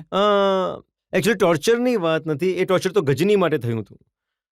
પણ જો મારું જે મને સમજમાં આવી છે વાત, એ બધી ફિલ્મો કર્યા પછી જે મેં બોડી ચેન્જ કરી છે, જે એક્સપેરિમેન્ટ કર્યા છે બોડી સાથે, તો મને 2-3 વસ્તુઓ ઘણી મહત્વની સમજ પડી છે કે હું બોલવા ઈચ્છીશ, શેર કરવા ઈચ્છીશ. કે એક તો માણસે જે છે, તમે જે ડાયટ છે એ ઘણું જ ઇમ્પોર્ટન્ટ છે. તમે ફ્રેશ યોગ્ય ખાવાનું ખાઓ અને બેલેન્સમાં ખાઓ. પ્રોટીન, ફેટ અને કાર્બોહાઈડ્રેટ, આ ત્રણેય વસ્તુ જરૂરી છે હોય બોડીને. સામાન્ય રીતે લોકોનું એ માનવું હોય છે કે હું ઓછું ખાઈશ તો મારું વજન ઓછું થશે. આ વાત ખોટી છે. તમે ઓછું ન ખાઓ, જેટલો ખોરાક જરૂરી છે તમારે એટલું ખાઓ, બેલેન્સ ખાઓ. લોકો વિચારે છે કે હાઈ પ્રોટીન ખાઓ તો મસલ્સ બનશે. હાઈ પ્રોટીન ખાશો, તમારું લીવર, કિડની, ઘણા પ્રોબ્લેમ થઈ જશે. તો તમે એવું નહીં કરો, તમે બેલેન્સ ડાયટ લો. ફેટની પણ જરૂર હોય છે માણસને. લોકો વિચારે છે કે યાર હું ફેટ્સ ઓછું કરી નાખીશ, હું બિલકુલ તેલ નહીં ખાઈશ. આ પણ ખોટી વાત છે. તો તમે બેલેન્સ ડાયટ ખાઓ અને હેલ્ધી ડાયટ ખાઓ, એ ઘણી મહત્વની વસ્તુ હોય છે. એનાથી તમારો ફેસ પણ ફ્રેશ દેખાશે. હું પાણી પીવું છું, આ મને ડાયટિશિયને કહ્યું કે તમે પાણી પીવો. હું 4 લીટર પાણી પીવું છું દિવસમાં. તો એમાં શું થાય છે? સ્કિન ફ્રેશ લાગે છે પાણીથી. આપણા શરીરમાં જુઓ તમે 80% પાણી છે, 70-80% પાણી છે. જેમ કે ધરતી છે, ધરતીમાં પણ હા 70% પાણી તો છે. તો પાણીનો ઇન્ટેક ઘણો વધારે જરૂરી છે. પાણીને આપણે ભૂલી જઈએ છીએ. આપણે પાણી ઘણું ઓછું પીએ છીએ, અને હું પહેલાં પણ ઘણું ઓછું પાણી પીતો હતો. જ્યારે મને આ અહેસાસ થયો કે પાણીમાં પીવાનું શરૂ કર્યું, તો ડાયટ, યોગ્ય રેસ્ટ, તમે પૂરતી ઊંઘ લો, આ બધી વસ્તુઓ ઘણી મહત્વની હોય છે આપણી હેલ્થ માટે. બાકી તો પછી ઉપરવાળાના હાથમાં છે. એકચ્યુઅલી સર હું પૂછવા માંગુ છું what is your dream project? Actually મારો એક ડ્રીમ પ્રોજેક્ટ છે, પણ હું ઘણો ડરું છું એને શરૂ કરતા. મારા દિલમાં ઘણી ઈચ્છાઓ છે કે હું મહાભારત બનાવું.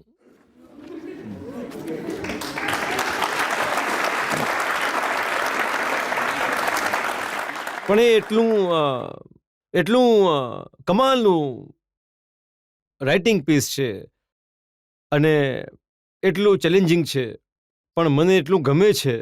કયો રોલ કરશો તમે જો મહાભારત બની જુઓ, તો? મહાભારતમાં તો એકથી એક પાત્ર છે. જે સૌથી મારું ફેવરેટ પાત્ર છે એ છે કર્ણ છે.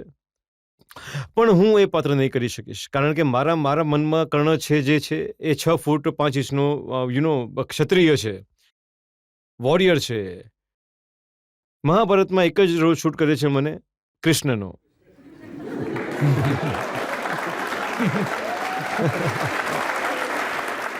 પણ હું ડરું એટલા માટે છું કે બનાવતા કે શરૂ કરતા એકચ્યુઅલી હું ડિરેક્ટ કરવા ઈચ્છું છું મહાભારત. પણ એ એટલું ડિમાન્ડિંગ છે કે ક્યાંકથી મારાથી કોઈ ચૂક ન થઈ જાય કે હું એને સારી રીતે બનાવી ન શકું. અને એ એવો એક સબ્જેક્ટ જે છે જે મેં આજે નક્કી કર્યું કે હું બનાવું છું, તો મારા આગલા 20 વર્ષ એ એક સબ્જેક્ટ બનાવવામાં 20 વર્ષ જશે. એટલે 5 વર્ષ તો માત્ર એનું રિસર્ચ થશે. તમે સમજી રહ્યા છો હું શું કહી રહ્યો છું? તો એ ઘણો ડિમાન્ડિંગ સબ્જેક્ટ છે, તો હું ડરું છું એની તરફ જતા. પણ મારા હિસાબે વર્લ્ડનું સૌથી સરસ જો કોઈ સ્ક્રીન પ્લે કોઈ છે તો એ છે. અને એ જો એ બનાવીએ સારી રીતે તો મને લાગે છે કે એ કોઈ હિન્દુસ્તાની જ બનાવી શકશે. તો આ જેટલા છે હોલિવૂડની જે ફિલ્મો બને છે મોટી મોટી, લોર્ડ ઓફ ધ રિંગ્સ વગેરે, આ બધાનો બાપ હશે મહાભારત એકચ્યુઅલી મારા હિસાબથી. આ તો સાચું છે. આવું બનાવવા માટે મગજમાં એક જુનૂન જોઈએ છે, અને કદાચ તમારા સિવાય બીજા કોઈમાં ન હોઈ શકે.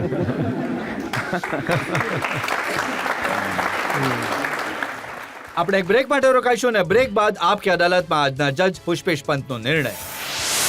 જજ સાહેબ, ઘણો આભાર. તમે 2 શબ્દો કહ્યા મારા માટે. I am very touched. Thank you so much.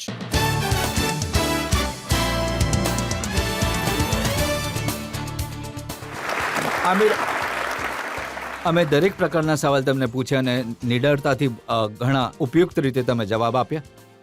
હવે સમય છે આપકી અદાલતમાં આજના જજ પુષ્પેશ પંતના નિર્ણયનો. પુષ્પેશજી, તમારો નિર્ણય આજના કેસ પર. એક જૂની કહાવત છે કે કાયદો આંધળો હોય છે, અને કદાચ એટલે જ આજે આમિર ખાનને આ કઠેરામાં ઉભા રાખવામાં આવ્યો છે, જે દે છે કે વાત સાબિત થઈ શકે છે કે કાયદાની ઉપર કોઈ નથી હોતું. જે અંદાજથી આરોપી કઠેરામાં બેસી રહ્યો છે, એણે જે 2 વખતથી સવાલના જવાબ કર્યા છે, પોતાની સફાઈ આપી છે, એનાથી લાગે છે કે એમણે ઉલ્લેખ કર્યો છે મહાભારતનો, પણ રામાયણની અગ્નિ પરીક્ષાવાળા એમના તેવર અહીંયા હતા કે સાચાની કોઈ આંચ નથી આવતી. મને લાગે છે કે નહીં, અદાલતને મને નહીં કહેવું જોઈએ, અદાલતને લાગે છે કે પરફેક્શનિસ્ટ હોવું જોઈએ ગુનો નથી. પોતાના દિલનું સાંભળવું એ પણ ગુનો નથી. એક હદ સુધી કોઈને નુકસાન ન પહોંચાડે ત્યાં સુધી પાગલ થવું ગુનો નથી. અને મને લાગે છે કે કદાચ લીકથી હટીને ચાલવું ગુનો ક્યારે નથી હોઈ શકતો. એમનો સેન્સ ઓફ હ્યુમર પણ બેમિસાલ છે, એમની હાજર જવાબી પણ વખાણવા લાયક છે. અને અદાલતનું એ માનવું છે કે જેટલા પણ આરોપો લગાડવામાં આવ્યા છે એ લોકોએ લગાવ્યા છે જે બળે છે એમની સફળતાથી, એમની ક્રિએટિવ જીનિયસથી અને એમની ઇન્ટિગ્રિટીથી. અદાલત એમને બાઈજત બરી નથી કરતી, પણ ભવિષ્ય માટે તમામ શુભકામનાઓ પણ સાથે લઈ જવા માટે કહે છે, અને જેથી વધુ લોકો આ ઉદાહરણ પર, આ લેખ પર જે જવાબો એમને આપ્યા એનું અનુકરણ કરી શકે.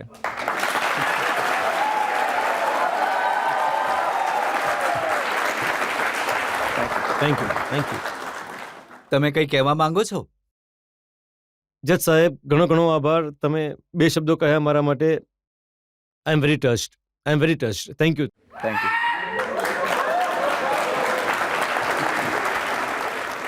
એ આશા સાથે, એ વિશ્વાસ સાથે કે આમિર ખાન જેવા છે તેવા જ રહેશે, હંમેશા પોતાની જીત પર અડ્યા રહેશે, પોતાની મરજીની ફિલ્મો બનાવશે, મિનિંગફુલ ફિલ્મો બનાવશે, અને જનતાનો એમને એટલો પ્રેમ મળે કે એમના પાલોમાં નહીં સમાઈ શકે. એ શુભકામના સાથે આજનો કેસ અહીં સમાપ્ત કરીએ. આવતા અઠવાડિયે તમારી સાથે મુલાકાત થશે આપકી અદાલતમાં એક નવા કેસ સાથે. ત્યાં સુધી નમસ્કાર.